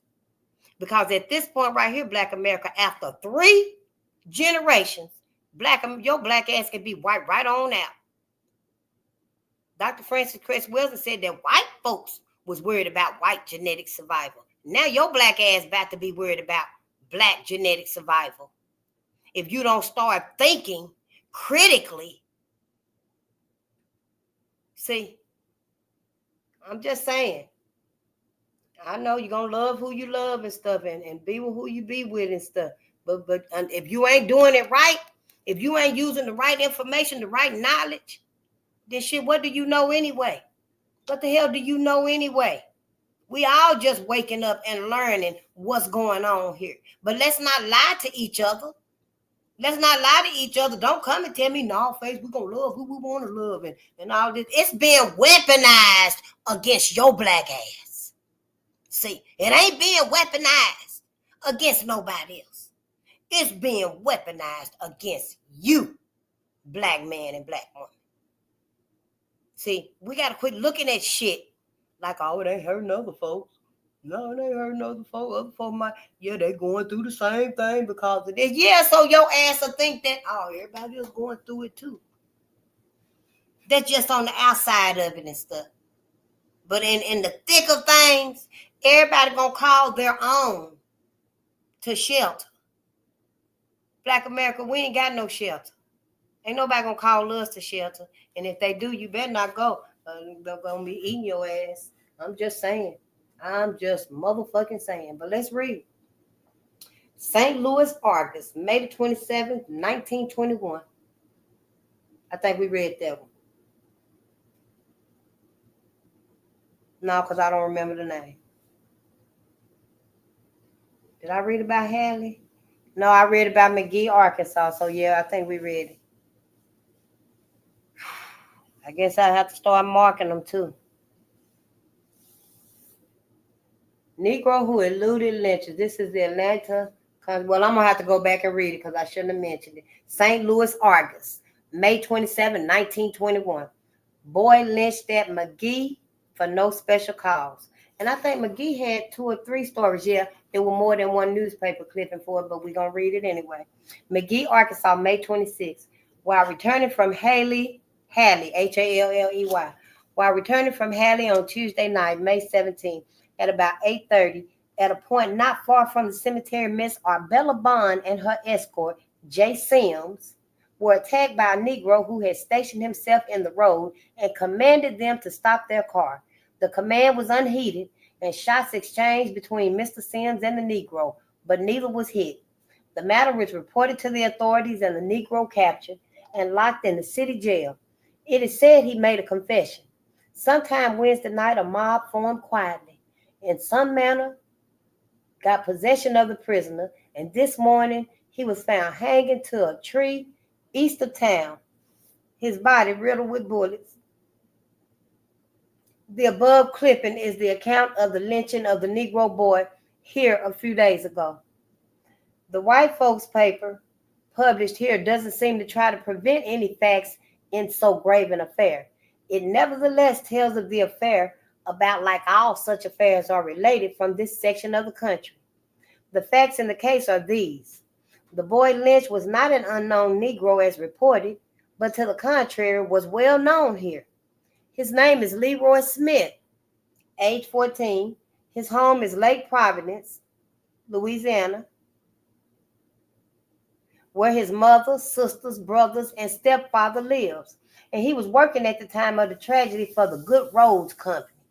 When questioned at the jail after his arrest, he stated that he had been out frog hunting in company with 2 other boys, and after leaving the other 2 boys, he saw a car coming, which he thought was the car of the foreman at the camp, and that he tried to stop the car in order that he could get a ride to the camp, but was shot at by the man in the car. That's all that happened. That's all that happened. We never been safe with white folks. They always been a threat to us. No, they not finna put black people as the threat to white folks no more. No, that shit not even finna get started. The man that said that, fuck that dumb shit. Everybody, you better get your books, get your channels. Get your books and get your channels. You better not come home with no damn Harlequin romance. I'm just saying, you better leave that bullshit in the lobby. Leave that bullshit in the lobby. You better go get started with your personal library. Yep. Let's read our way through this. We got to find our healing. It's time to heal us. We need to know what is wrong with us, why we can't come together at a time like this. Atlanta Constitution, June 16, 1921. Negro who eluded lynchers maintains his innocence. Columbus, Georgia, June 15. John Henry Williams, Negro, accused of the murder of an 11-year-old white girl whose body was found with a throat cut in a pond near Autryville, Autreyville, was brought here early today and placed in the Muscogee County Jail for safekeeping. It became known tonight. The Negro in custody of Sheriff Beard of Thomas County was chased over several counties by a mob Monday night and spent last night in jail at Cuthbert, Cuthbert. Talking with newspaper men today, Williams maintained his innocence and said he was a mile and a half away when the crime was committed.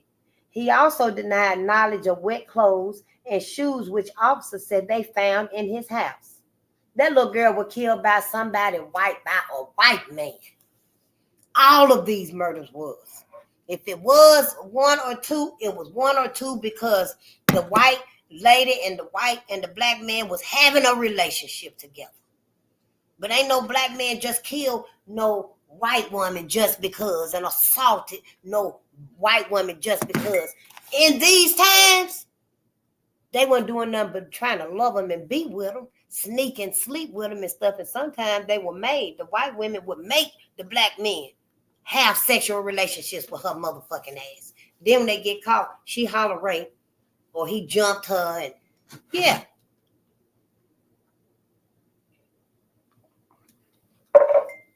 I don't see how y'all can even do it. Sure don't, honey.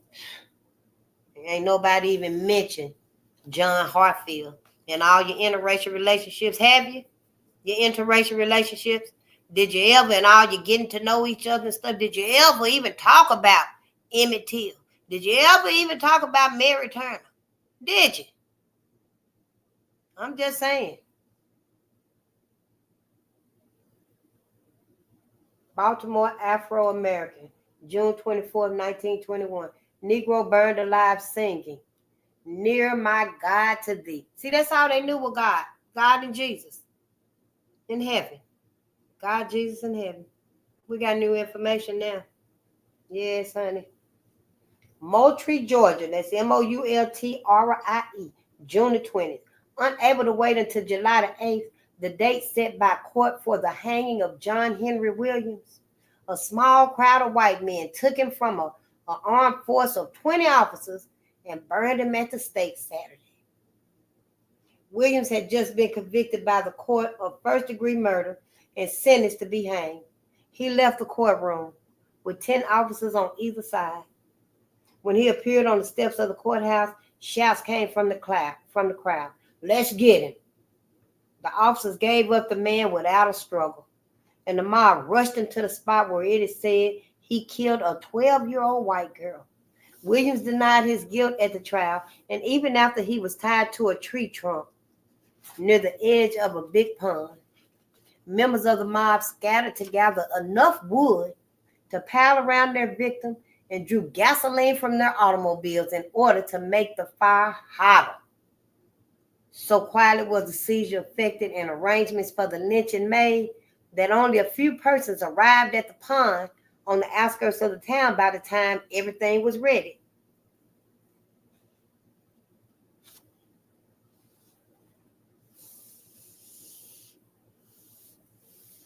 For nearly an hour, they tormented Williams, poked him in the ribs, cursed him, spit on him, and called him vile names in the effort to draw confession. Finally, when several hundred persons reached the spot, a match was applied. Flames flared up and found their way to Williams' body. Now and again, he cried aloud, and his body went through horrible contortions. For a time, the winds carried the flames and smoke directly to his face so that he could not speak. Later, the wind shifted, and members of the mob, unaffected, recognized the hymn he sang as "Near My God to Thee." At the trial today, the jury was out less than 1 minute when it returned a verdict of guilty. Washington Eagle, July the 16th, 1921. Indescribable tortures were inflicted on Williams. From Moultrie, Georgia, scene of the burning of the Negro Williams, the Eagle has obtained the following facts by an eyewitness. It is clearly shown that sworn officers of the law were leaders in mob violence and burning. It is clearly shown that sworn officers of the law were leaders in mob violence and burning, acting with impunity, says the Eagle's correspondent. There are many things about the Williams burning more disgraceful than have been published. A sick woman and her child, who had nothing to do with this matter, were beaten into insensibility, and left to die because of hoodlism of the mob. Colored churches were burned. All colored farmers' fences were torn down, and wealthy colored farmers chased from their homes. Williams was brought to Moultrie on Friday night by sheriffs from 50 counties. Saturday court was called. Not a single colored person was allowed near a block of the courthouse. Black people couldn't even go. They couldn't go. They couldn't go. They wouldn't let them go. Then you want to sit there and make the world think that we, and the world need to stand up too and tell the motherfucking truth. Stop letting these motherfuckers think that they can just run over everybody and control everybody, them, and own everybody's soul and everybody's body and stuff. Want to own your soul, your body, your mind, your life. It's time for the whole world to stand up. Show better, because when my ancestors get back and stuff, won't nobody get no motherfucking mercy.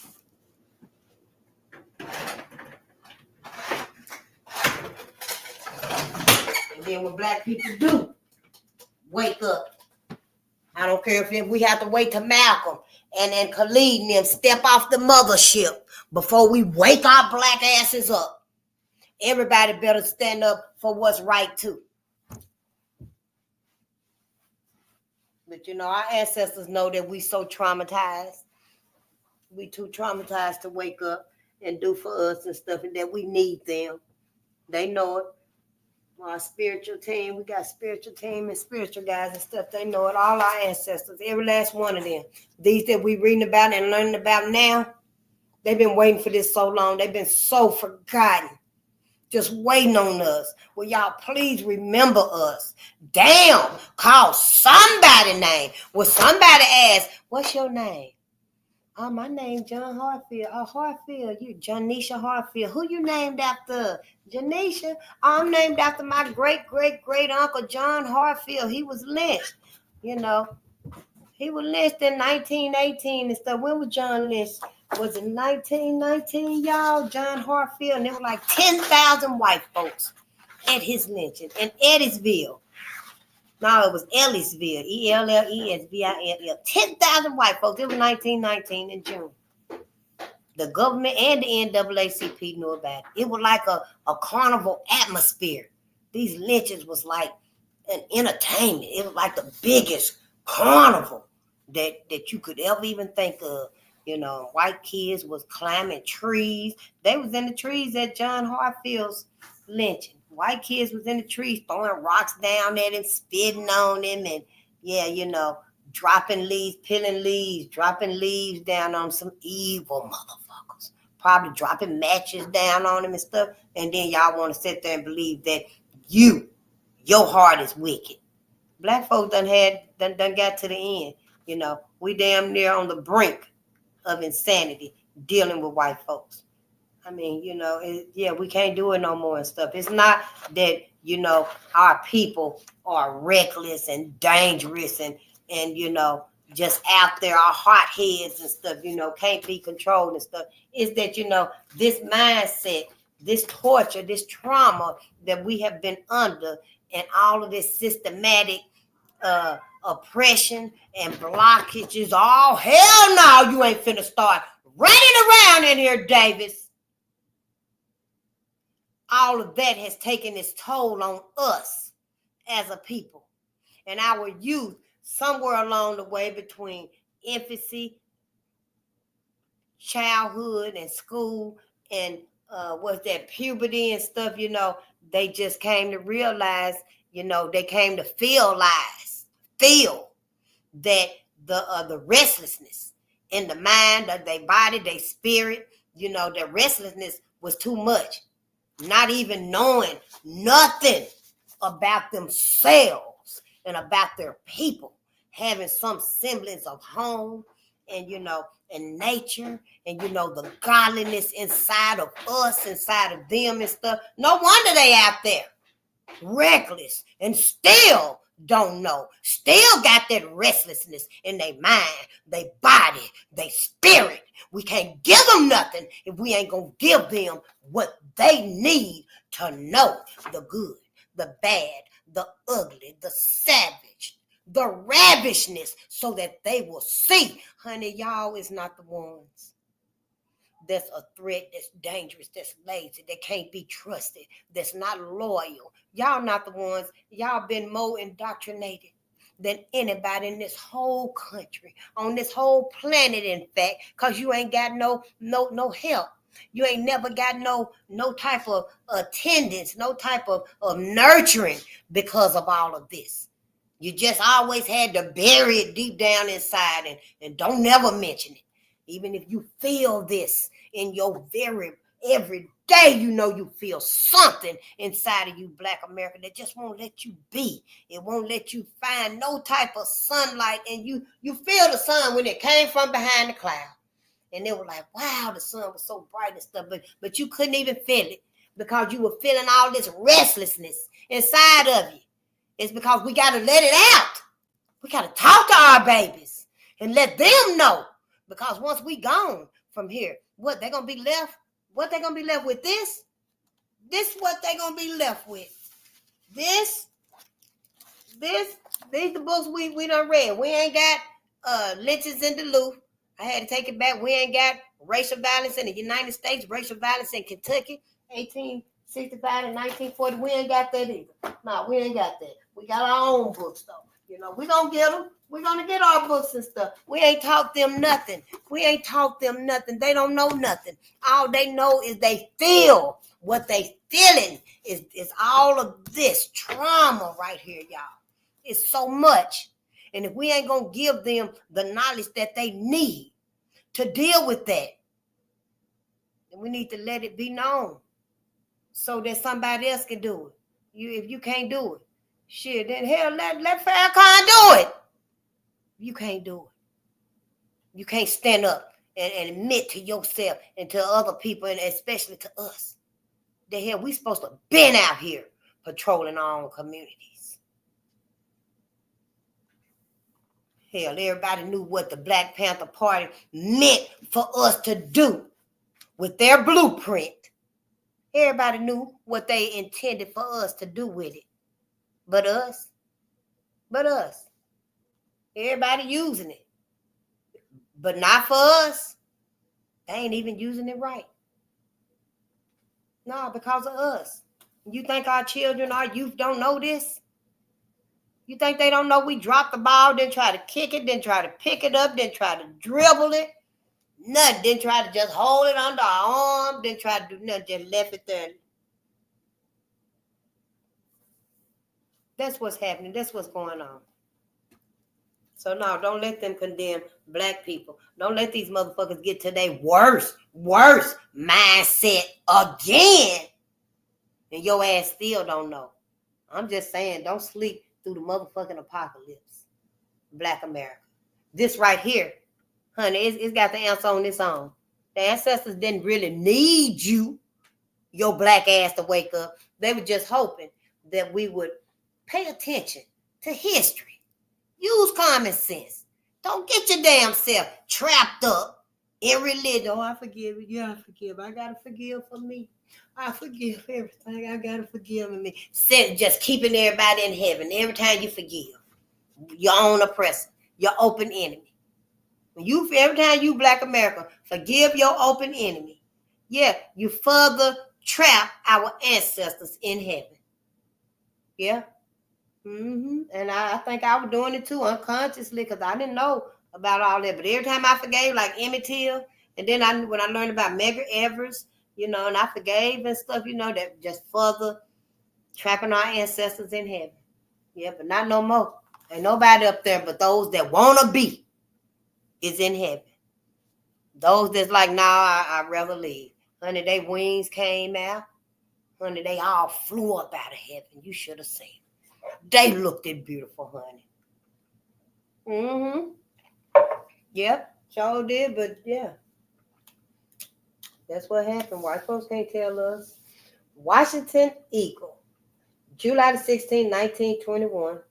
Indescribable tortures were inflicted on Williams.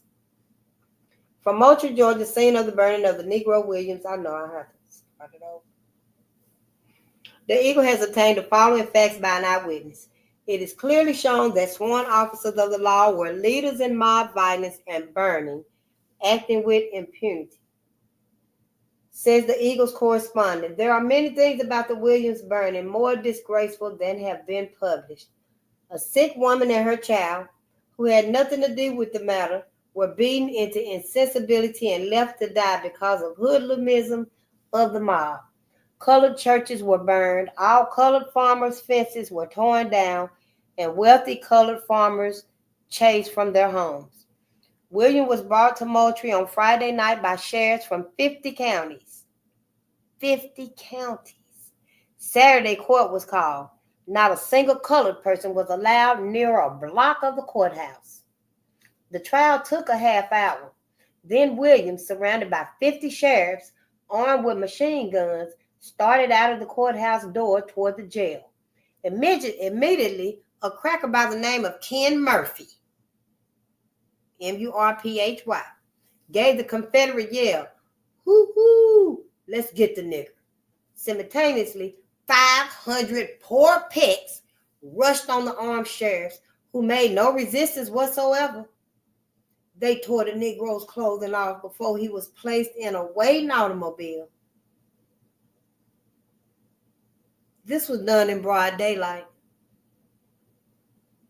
The Negro was unsexed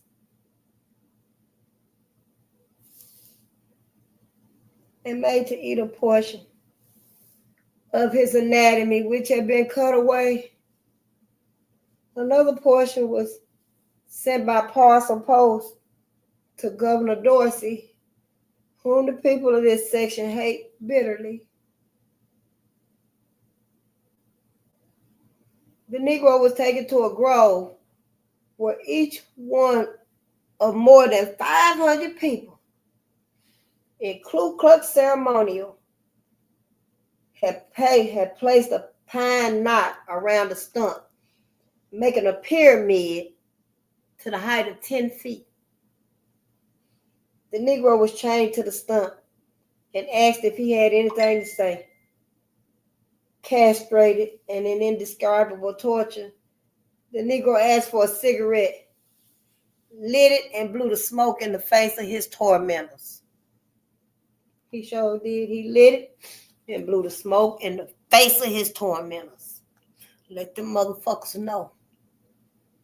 They all gonna suffer for this. Don't you take your ass to heaven with these motherfuckers. Don't you do it. You better think about everything all over again. Black people.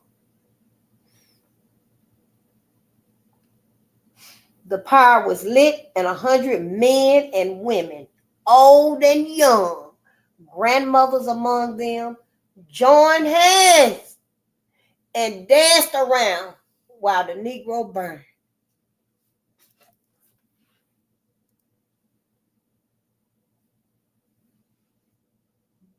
Danced around.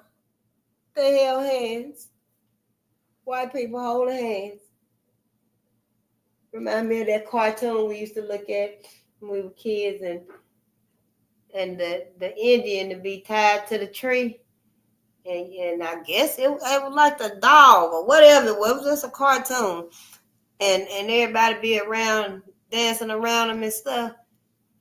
I don't know where that come from and stuff, but yeah, white folks.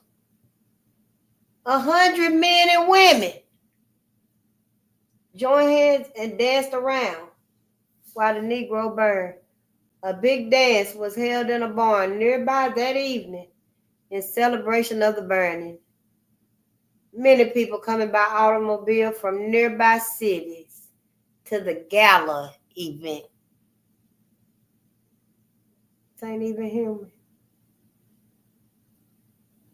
An existence we done live with white folks right here. You can't see your life without these folks.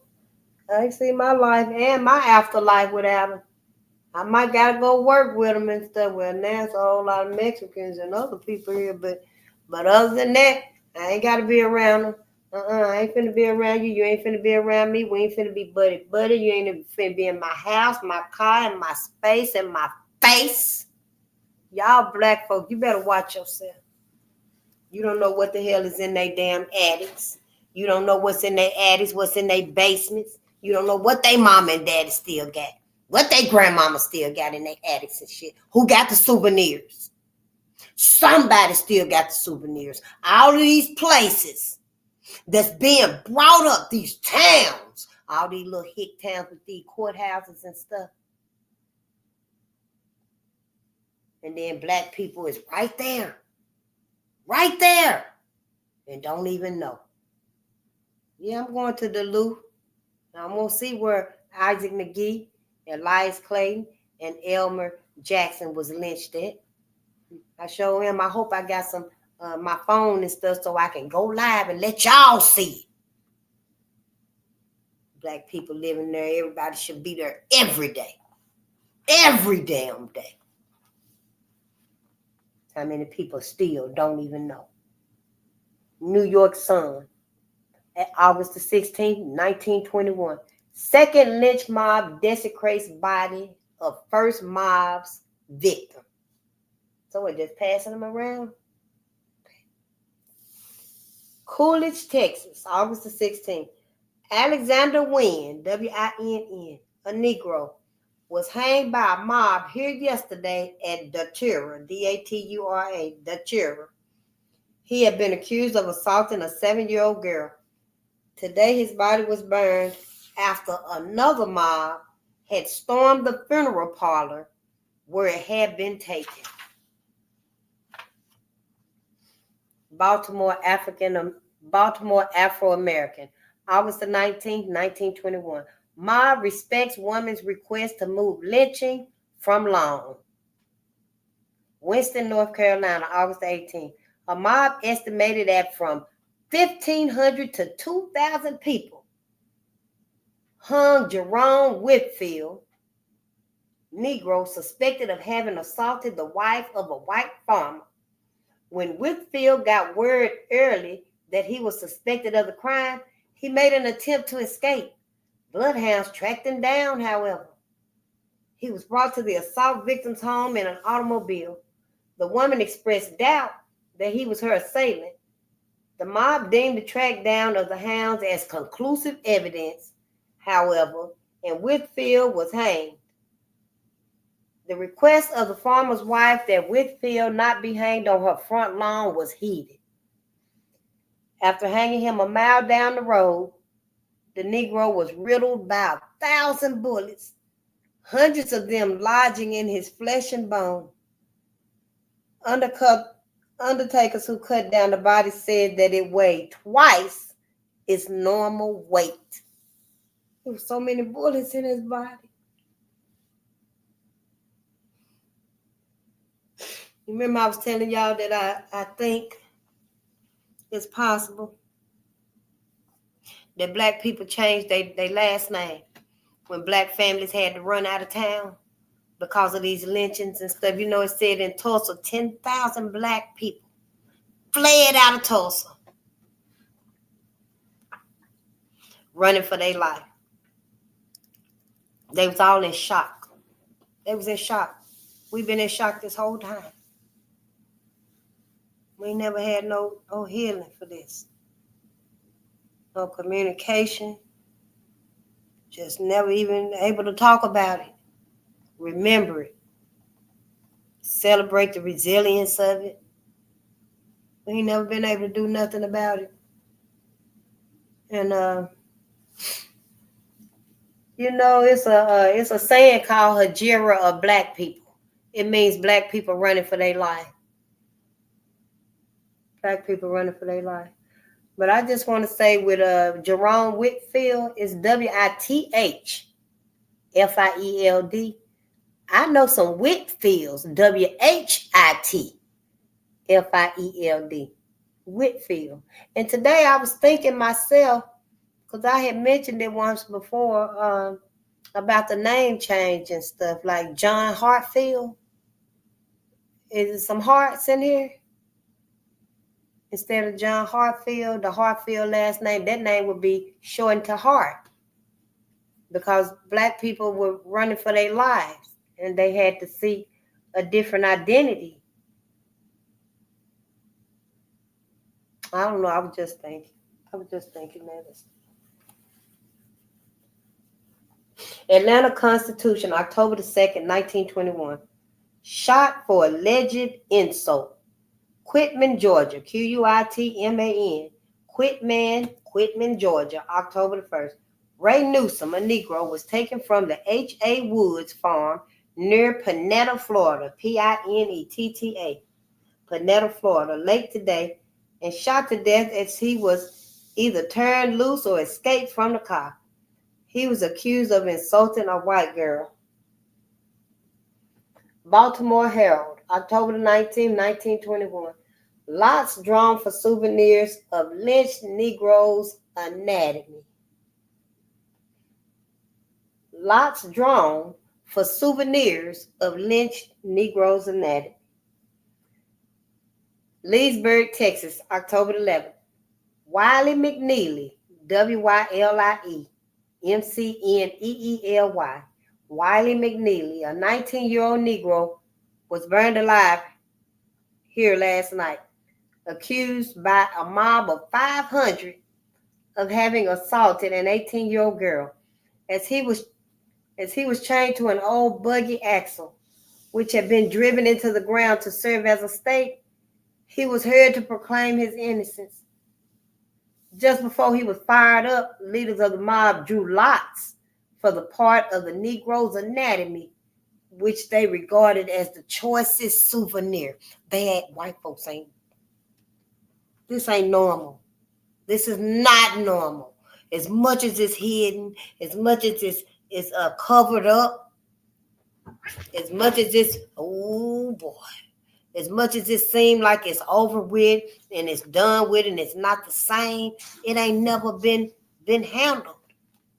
It ain't never been therapied or, looked into, considered. Where does this even come from? Where does it even come from? Where's all the souvenirs at now? Where's all the motherfucking souvenirs at now, Black people? You're married to some of your interracial families with these big old houses and all these closed rooms, the doors locked, and the huge ass basements and shit. Where's these souvenirs at? And you in some of these same places, these same towns.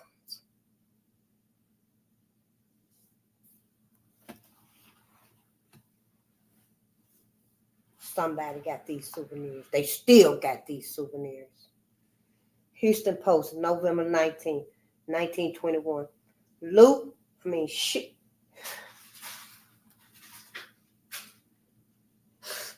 Lynch, shoot, burn Negro. Helena, Arkansas, November 18.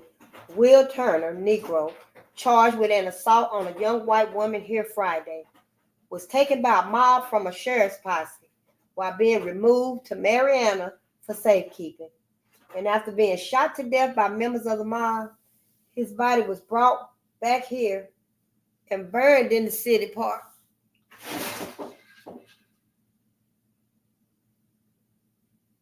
Turner was arrested soon after making the attack on the young woman and lodged in jail here.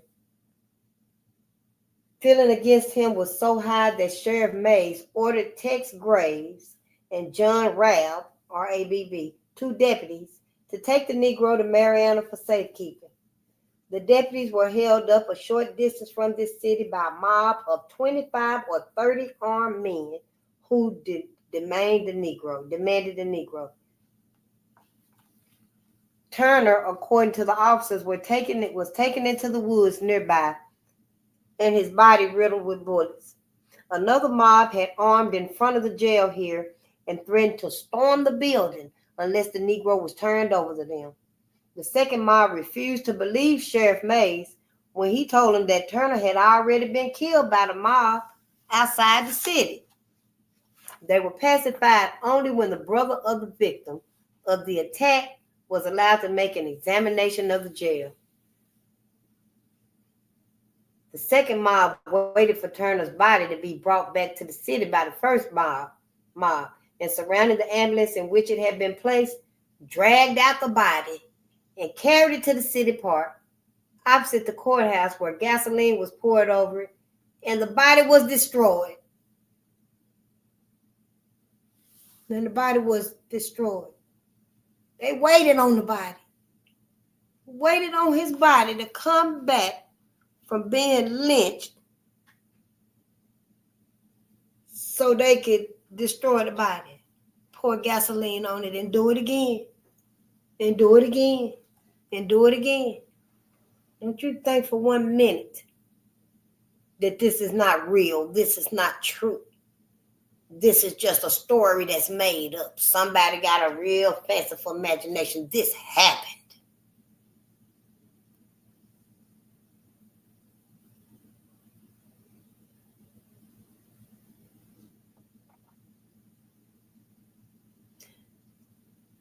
St. Louis, Arkansas, November 25th, 1921. Lynch victim's father called to clear away son's ashes. Helena, Arkansas, November 18th. After it had been hanged and cut down by one mob, and before it had been burned in a city hall bonfire by a second mob, the body of William Turner, Negro, age 19, was hauled through Helena to provide a moving target for white men armed with pistols who lined the principal streets of this town and took pot shots at it. That's what they did. They drove his body around, and white people were just waiting on the side of the road. White people, like a parade, like when we had a parades. White people was on the side of the roads, and they had his body up, and they had his body behind, and white people just shooting at the body as they just driving through the communities and stuff. This what, yeah. That's what it says right here.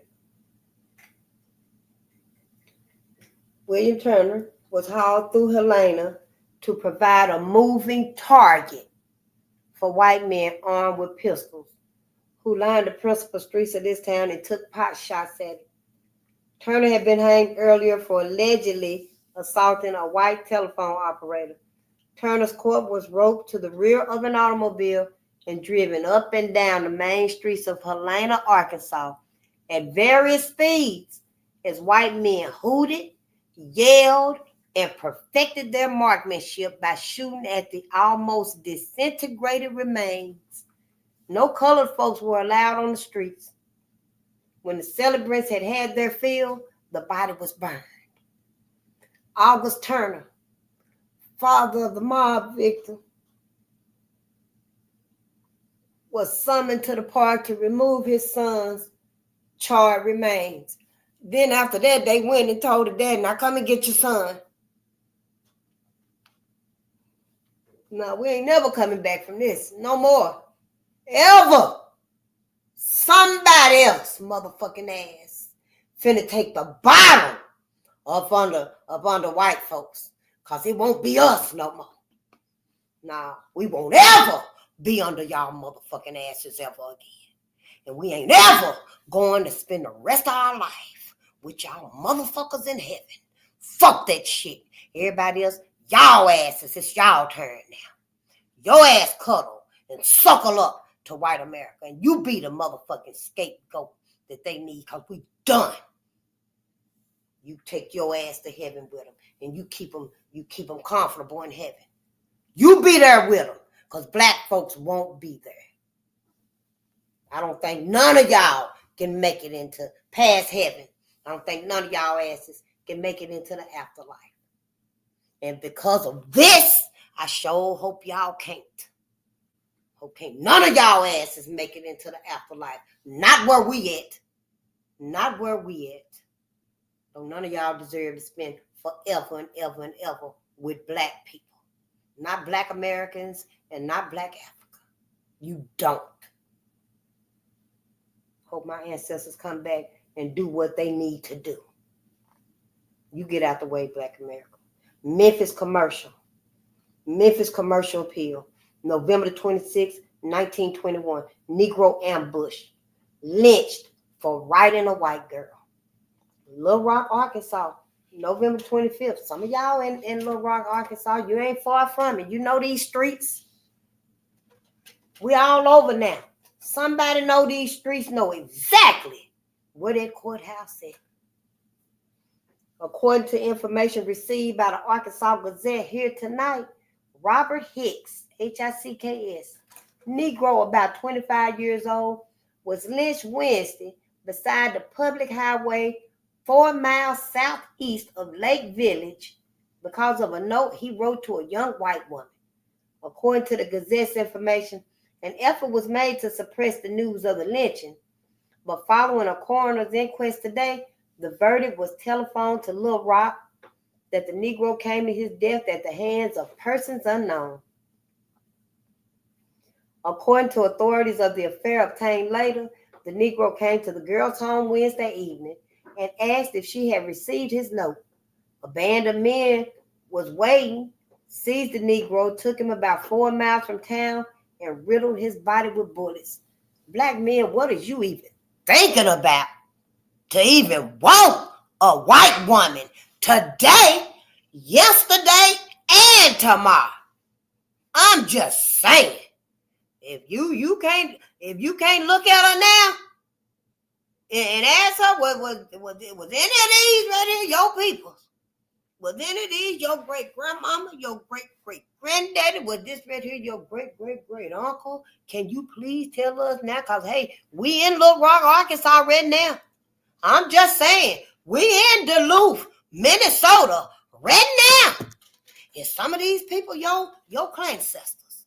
Because Karen, it's time for your ass to speak up now.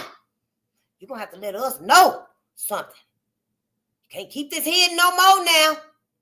Irene Tuscan, that was in Duluth, the one that lied about being raped and assaulted by the black men at the carnival. That's why Isaac McGee and them were lynched over there in Duluth, Minnesota.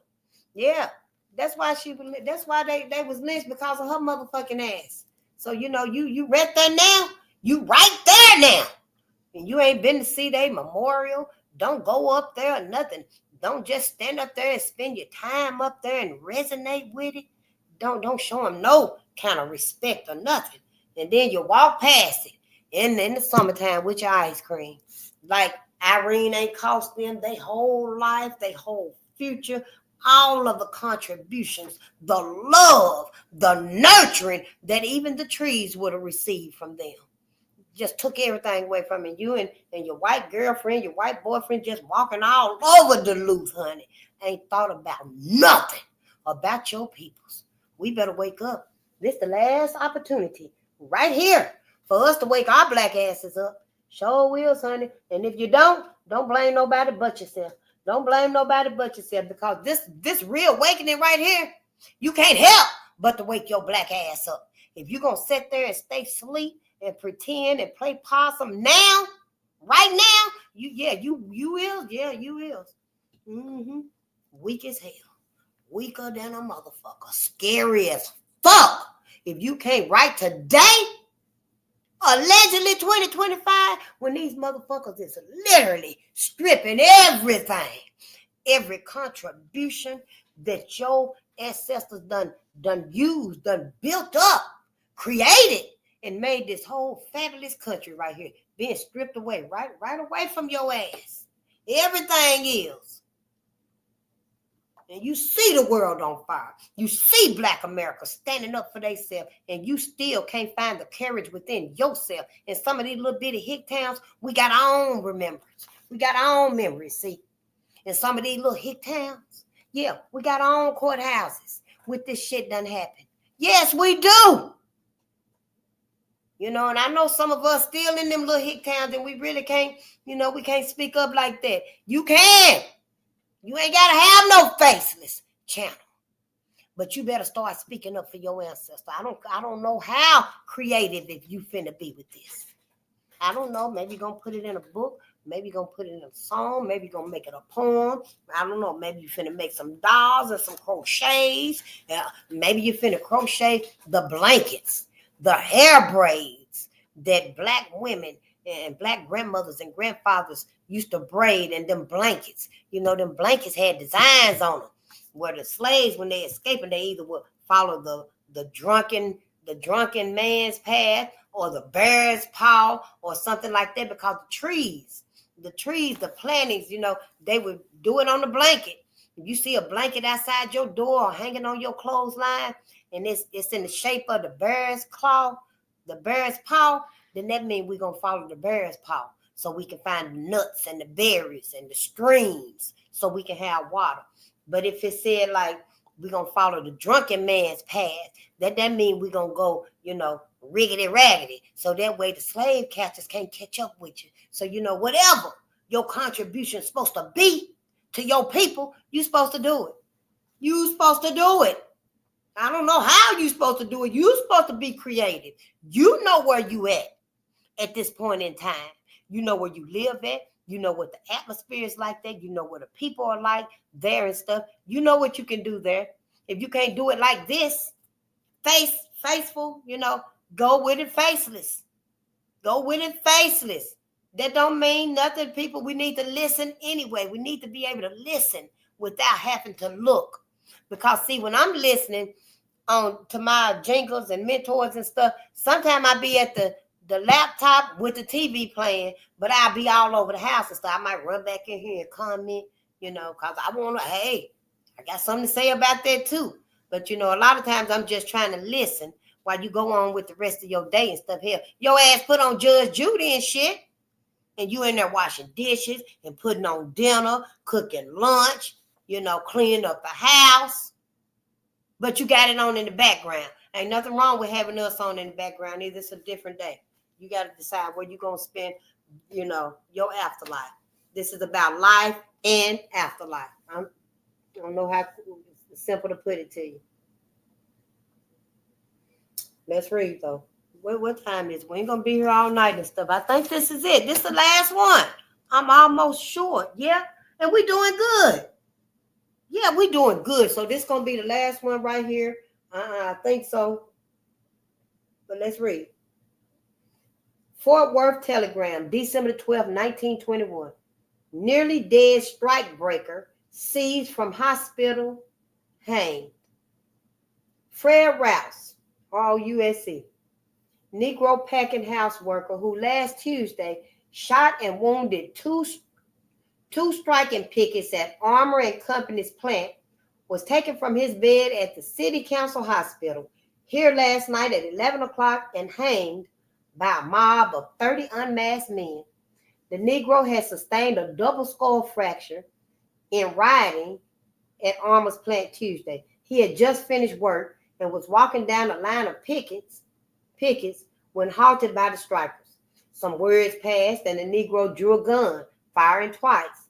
Tom and Tracy Macklin, Maklin, brothers, fell to the ground wounded. The Negro ran, but a mob quickly formed, took him away from police officers, and beat him with iron bars ripped from a streetcar window. Remember I told you white men they would flip over them streetcars? Yeah, it'd be hundreds of them. And they see the streetcar and black men was on the streetcar because, you know, they didn't have no windows and doors. I ain't never seen a streetcar, but I seen a picture of it. And they be on them little lines, them trolley lines and stuff or whatever. Well, white men would go and just flip the whole damn trolley over. Yes, so destructive, just cannibalistic. They can't be trusted with society, with life. They cannot. They cannot be trusted with society, with life, with the animal kingdom. When the animals really start talking and tell us what all white people have been doing to them also, especially since we are no longer under them like that. Oh, yeah. Yeah. It sure is a whole new era. It sure is. Yep. When he was brought to the hospital, wait a minute, the Negro ran, but a mob quickly formed, took him away from police officers, and beat him with iron bars ripped from a streetcar window. The mob left him for dead. So badly was he beaten that his eyes were invisible under facial swelling, and he was covered with blood. When he was brought to the hospital, it was expected that he would not live. Miss Essie Sladen, Essaton, night nurse, gave an account of the mob seizure of Rouse from the hospital that night. They came to the hospital and got him. Several young men, they looked like boys, ranging from 18 to 25 years of age, appeared at the hospital as I answered a call at the door. They stated they wanted no trouble, but were after the Negro who had shot the two white boys. I was so surprised I hesitated and finally called their attention to the fact that it was awful to come to the hospital like that. And besides, there are other patients in the hospital to be considered. I said to them, why don't you wait until he is well? They would not listen to that, and finally I said I would call the superintendent. They told me they had come after the Negro and were going to have him, but that they were willing to do it quietly.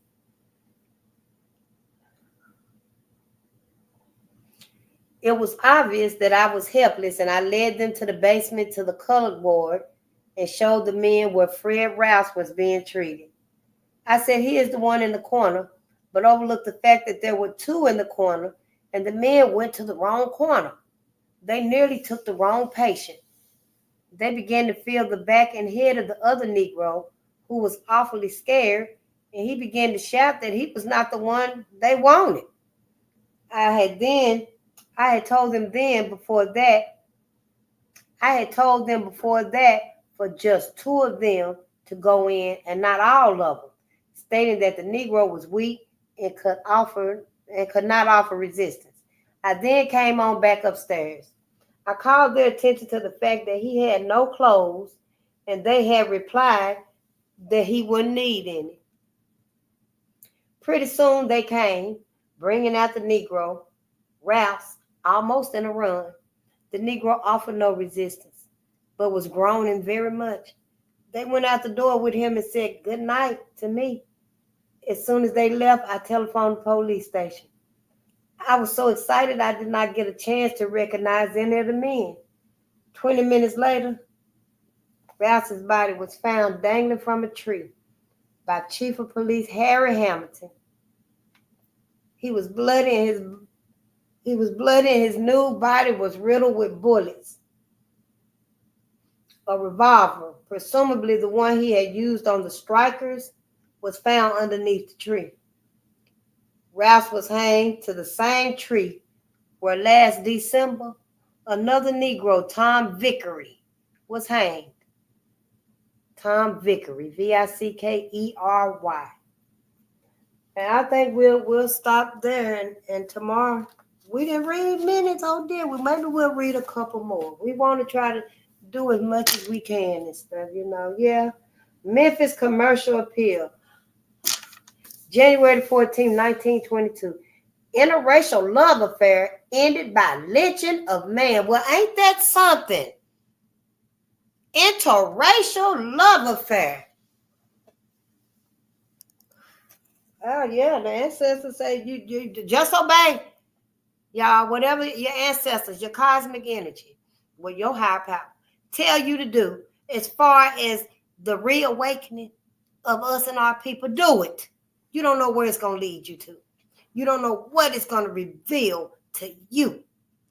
And I just want to say, y'all, since that rest wherever in peace, the Pope, rest in peace, it's always sad, and it's always hard when someone do pass along, somebody pass away and stuff. But I just want to say to y'all, Black people, at this time right here, before they get someone else in there and stuff, you need to get you a candle, a white candle, and burn it. And put that you take back, you reclaim all of your sovereignty back to you. Yeah, that's what you need to do. I don't know, my spiritual guide, she had a whole thing on it and stuff, but it's too long. And I ain't read it and stuff. I just wrote it out and did it myself. But get you a candle. Get you a white candle and just write down that you reclaim all of your sovereignty and you take your sovereignty back. See, my white candle is still burning. See, I'm just burning it down. My white candle is still burning. I'm just burning it down. Let me set it right here so I can see it when it's done and I can make sure it go out. Because all of that right there, it's all a trap. Everything is connected. All of these dots, to me, all of these dots seem to be connected to each other. And whenever one of them lapses or glitches or falls off, that's when we got to take advantage of that loophole, so that we can really extricate ourselves away from this system and stuff. I don't know. I'm just trying to figure it out too. I mean, shit, this is deeper than anybody ever thought about and stuff. But because it's us. You the parent of all people. The cosmos wanted to experience life and humanity in form, in physical form. The cosmos wanted to be a man. It wanted to be a man in the flesh. So the cosmos manifested the black man and the black woman. That's why you are the parent of all people. And not no Adam and Eve shit. Not no Adam and Eve. No, it's not no Adam and Eve. You could have possibly you very well could have been two stars. And then you spread out just like that right there.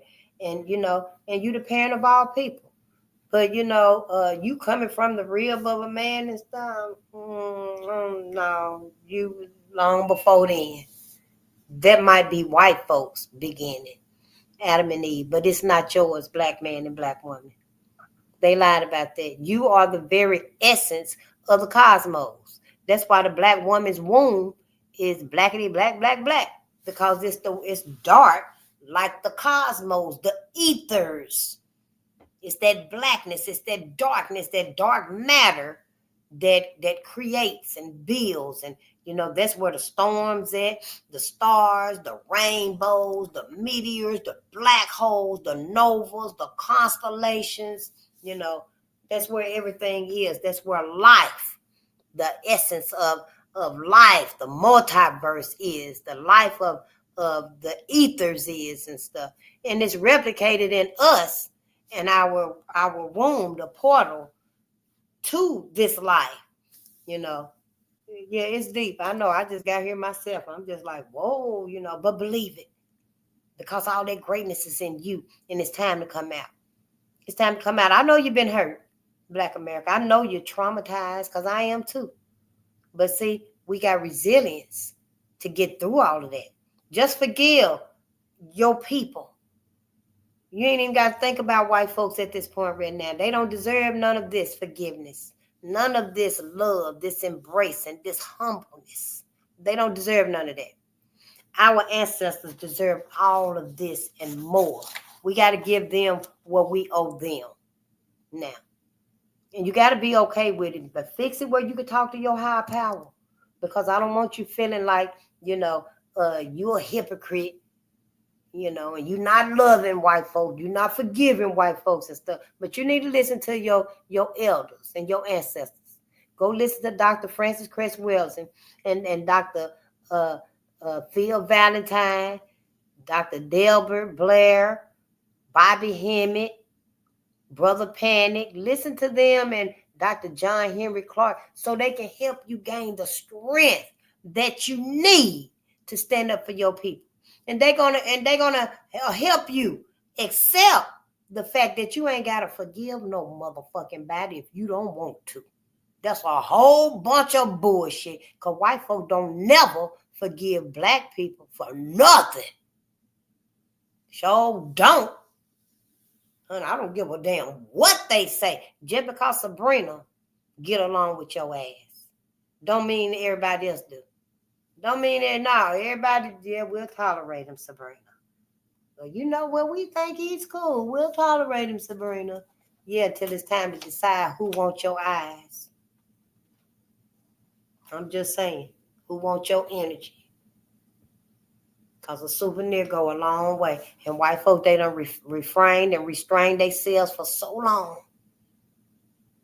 And now it seems like, you know, with the world being on fire and stuff, that very well could be the final straw for them.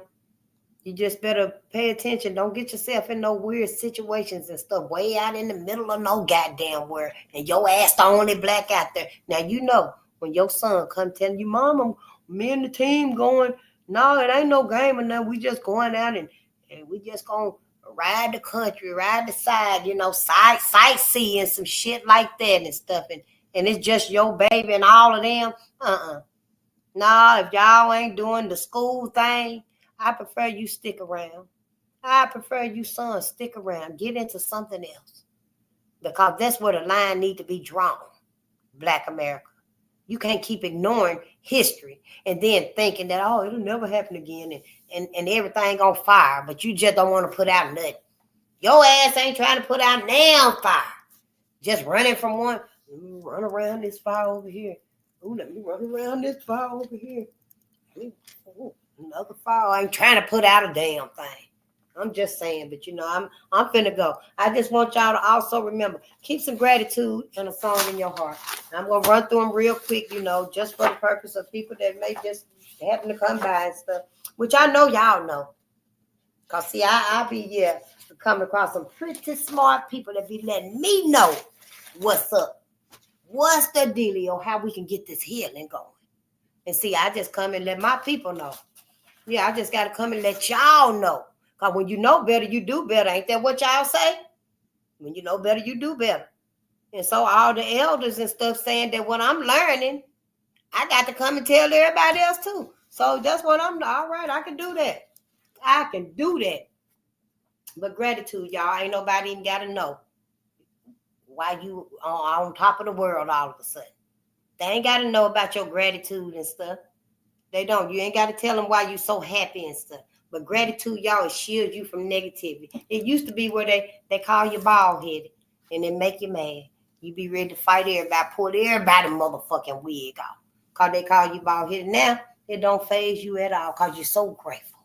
You're so grateful. It don't faze you at all. Now, oh, she don't want to fight today? You know, I'm just saying. I'm just using an example. Gratitude shields you from negativity. Gratitude makes you at least 25% happier. You ain't got to wait on somebody else to make your ass happy no more. No, we've been misled this whole time. Other people, we happy to see them and we happy to be with them. Of course, I love my cousin and I'm happy when she around and stuff. And girl, I ain't heard you laugh so much like that and stuff. We be happy when we together and stuff. But they not the reason, the sole reason for your happiness. You got to be that on and off button for your happiness. You can't let nobody else push that button. That's got to be you and your button. And it makes you at least 25% happier when you have gratitude. Honey, be grateful for anything. I don't care if it's the paycheck that you already know you ain't going to have but $20 left with it. And you probably going to have to go buy something that's going to last the rest of the week. I'm just saying, you know, be grateful. Whatever you grateful for, honey, it's going to make you 25% happier. That gratitude is. And you finna get more of that. That paycheck, honey, finna be double, triple. Honey, you finna walk outside and be like, oh, wow, there's somebody that set up a whole little shelf of canned goods. Look at the date on them and stuff and make sure the date's still good, honey. Take them canned goods on home and put them in your pantry. Yes, honey, on a barren day, when ain't nothing growing out in the garden and stuff like that, honey, go on and get you some of them canned goods and fix you a nice stir fry. I'm just saying. Yeah. Gratitude rewires your brain, honey. It eliminates stress and it heals you. Gratitude improves your sleep. You can sleep like a baby. As long as you grateful, honey, when you sleeping like a baby and you so grateful, you getting ideas, downloads, uploads, you getting options and visions and all kind of solutions is coming to you, honey. You wake up that next morning, honey, you got 2 or 3 different things to try to see which one gonna work out. You see what I'm saying? Gratitude. It's the power of gratitude. You don't even need no money, Black America. We don't need money like that. We want it. Don't burn no more motherfucking money. We want it. But yeah, I'm just saying, gratitude boosts self-esteem and performance, y'all. Gratitude enhances the law of attraction. Gratitude improves your relationships. Honey, all you got to do is start being grateful. Just start being grateful. Just try it for at least a week. I'm just saying, if you can't do a week, do 3 days. Can't do 3 days, do 1 day. And even if you don't get nothing but a little baby that just keeps smiling at you, your baby, or whatever little small thing that lets you know that, hey, it worked. Then you'll know to keep doing it.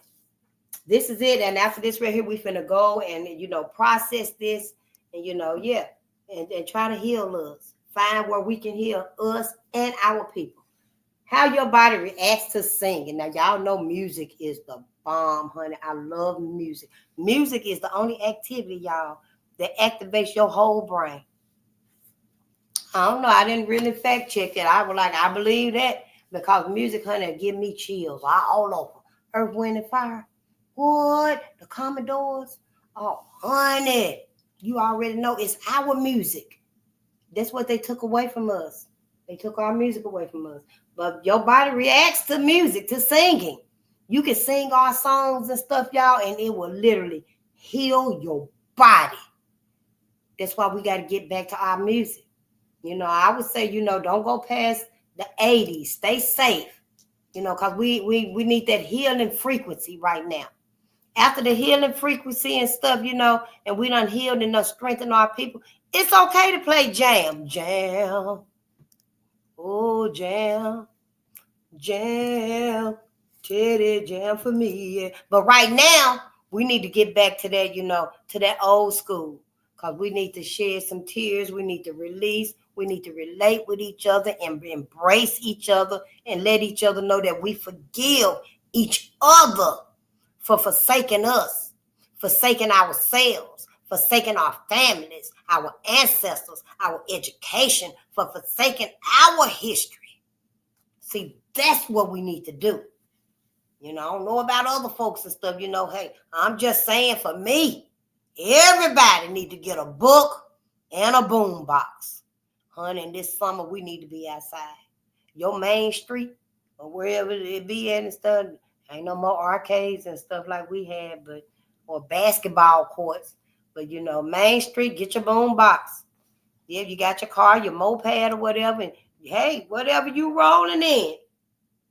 Even your wheelchair, your bicycle, I don't care. Your stroller, your baby stroller, honey, and put you some Earth, Wind, and Fire on it, some James Ingram. I'm just saying, for Black people, fuck the dumb shit. And everybody else there, for all the love of Black people. Why y'all out there? Tell them motherfuckers to cut the check. Don't burn no more money. We looking out for Black folks now. I mean, shit, if we gonna finish the rest of this life together, civil to each other, respectful to each other, everybody on the same level, ain't nobody finna be above nobody else and stuff for the rest of this life on earth, we need to even this shit out. Because we the greatest. We the first. We the parent of all people. But see, we ain't gonna try to be over everybody because that ain't our nature. We are harmonizers. We're not going to step up now and let y'all know, yeah, motherfuckers. So we are. We are the gods and goddesses. We the ones. You looking at a rainbow maker right there. You looking at a star maker right there. That's a nova right there. We don't be like that with folks. We ain't never been like that with folks, even though we know deep inside of us, honey, we feel that spark of a storm. We feel that spark of a star being formed, a storm, a rainbow being formed, or a black hole. We feel that inside of us, but we don't know what it is. We can't identify it. But that don't mean we'll act like we are above and all everything else. We just understand that we're supposed to harmonize and nurture everything in this realm, y'all. That's the only reason we're here. To heal Black people, and to have black babies. And other people in the world and stuff, that don't mean we're going to harm y'all and hurt y'all and rush you up out of here. Because we ain't like that. We not that type of people. We are most forgiving, kind, generous, loving, helpful people. If anything, we'll help your asses so that you can have that youthfulness, white America. You can go out in the sun now, You can have some hair on you instead of all that fur falling off every damn where, like his ass. And I got to get a damn air purifier now. I'm just saying. You could have did it differently than the way you did it. But yeah, I don't want to get all off track and stuff. But yeah, let's finish this right here because, honey, you need a song. I'm finna put me some on too. How your body reacts to singing. Singing joyful or expressive songs can nourish your heart. It can balance your emotions and uplift your spirits, honey. Oh, honey, all you need to do is sing a song. Just sing a song, honey. Singing helps expand the lungs and improves oxygen intake. Honey, we ain't been breathing right in a long time, Black America, because we breathing like white folks. I catch myself doing it sometimes still since I went to that breathing exercise and stuff, and I learned that I ain't breathing right and stuff, but when I be talking and stuff, especially about this right here, then yeah, I really have to catch myself sometime then, and I'll be like, damn, so what this mean? We on the brink of hyperventilating. Yep, but then now that I got this right here, honey, when you singing, it expands the lungs. Honey, you can breathe in some good oxygen when you singing Stephanie Mills, Regina Bell, Patti LaBelle, Aretha Franklin, Whitney Houston. I'm just saying. We got to start getting like us and stuff. If you don't, 3 to 5 years, 5 to 7 years, Black America, your nose going to be just like that right there. I'm opening my nose up on purpose. Except for when I'm right here and stuff and I'm talking so much and stuff, I can't really focus and do it. But, honey, when I'm out, honey, I'm opening my nose up on purpose, intentionally, because I want to breathe. I need a good feeling of oxygen just filling me up so good. I take in so much oxygen, so I just got to cough. Because we've been breathing like white folks, too. Why wouldn't we? We're doing everything else like them. Hell, you even going to get, yourself fixed up and stuff. Like white folks stuff. And for real. Yes, you're looking like white folks. Black woman. Some of you and stuff, I don't even know who you is and stuff. I have to wait until I walk around and look and see, is that really my sister right there? Yep. You change your hair so much. Your eyelashes, the nails and stuff, it's bad enough that the shoes and outfits change and stuff, but we change clothes, and that's all right. Because usually you can identify somebody by their hairdo, or people change clothes. We change clothes every day, but you identify people by their hair, by their walk, It seemed like, I'll be like, damn shit. I done told a couple of people I didn't even know that was you because I didn't. I didn't know it was that profound now. But it is. I'm just saying, it is now. Yep. And singing, y'all, helps regulate emotions like frustration, anger, and stress. No wonder Black women is so frustrated and angry and irritable. Don't say nothing to me. Yeah. You got to hear up and ask her what's her favorite song. That's going to be an icebreaker for us because we got to start communicating with each other. Just ask her. You see her sometime at the post office, at the grocery store. She always mean and angry and mad. Don't want to talk to nobody. Ain't smiling at no kids. Little baby just right there in front of her drooling and she looking all mad at the kid and stuff. Go on and ask her what's her favorite song. Go on and ask her if she all right like that and stuff. Try a song with her. Maybe September by Earth, Wind, and Fire. I don't know. Maybe sing Endless Love by Lionel Richie. No, I wouldn't say that right there. She'll probably throw something at you and stuff. I don't know, sing, Shaka Khan or something. I don't know, depending on who you is and who she is. Gauge her mood and stuff. You ain't got but one chance. Either make her laugh or cry. She's going to be, remind me when this happened and stuff. She gonna be like, well, that remind me of my great aunt Wanda Sue. I mean, it's gonna take her back. At least it'll break the ice a little bit. But she gonna snap out of it like that. But just break the ice. Music, it's a key. We gotta use it. Yeah, and it helped to erase that frustration right on out of there. And that way you can let her know, keep a song in your heart, sis. It'll get that frustration out of there. Every time you sing a song, I change songs. I sang songs so much, honey, I just have to go on and just sing good times. Yeah, go on sing good times.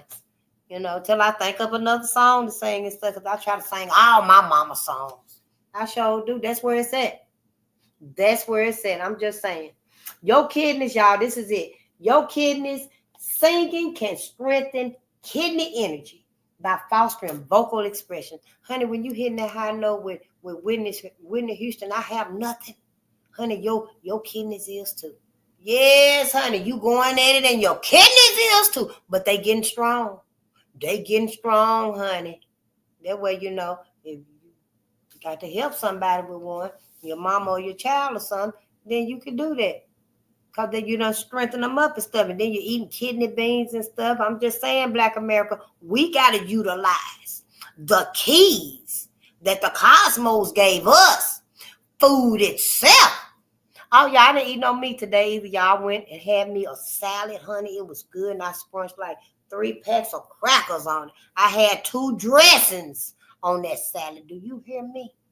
Yeah, then I had 2 corn on a cob with it. But yeah, I didn't have no meat today. I think I'm actually trying to get to the point where, I ain't got to have at least 1 piece of chicken. But I sure was like, that chicken look good right there and stuff. But yeah, I'm trying again. Because I just, sometimes I'll be like, I need me a little piece of meat, But yeah, just keep trying. Just keep trying. We breaking generational curses that's been like 30, 40, 50 years on us. But the only curse that we under is white America. White America. You get away from under white America, black America, you're going to be okay. You're going to be okay. You're going to find out why you could never come together. I just want y'all to know that's the only reason why we don't come together for nothing but funerals. That's why. Because we're afraid of what white America going to do. But honey, there ain't no need in being afraid of what white America going to do. Their ass can't fly. They cannot motherfucking fly. I don't care how many drones and autonomous cars they all come up with. That shit is anti-life anyway. So yeah, let's just process this right here, y'all, and envision. Be happy. Be grateful, because you on the right side of all of this, Black America. You ain't did nothing wrong, honey. You've been manipulated, indoctrinated. You got Stockholm syndrome. That's what Dr. George DeGrasse said, post-traumatic slave syndrome. But that's okay because we're going to heal all of that with us. We're going to heal all of that so we can be our greatest. We got a people, a planet, and pets of the world to save. So let's do it. That's what everything waiting on us. Yeah. I'm so proud of y'all. I thank y'all for this right here, but this is it.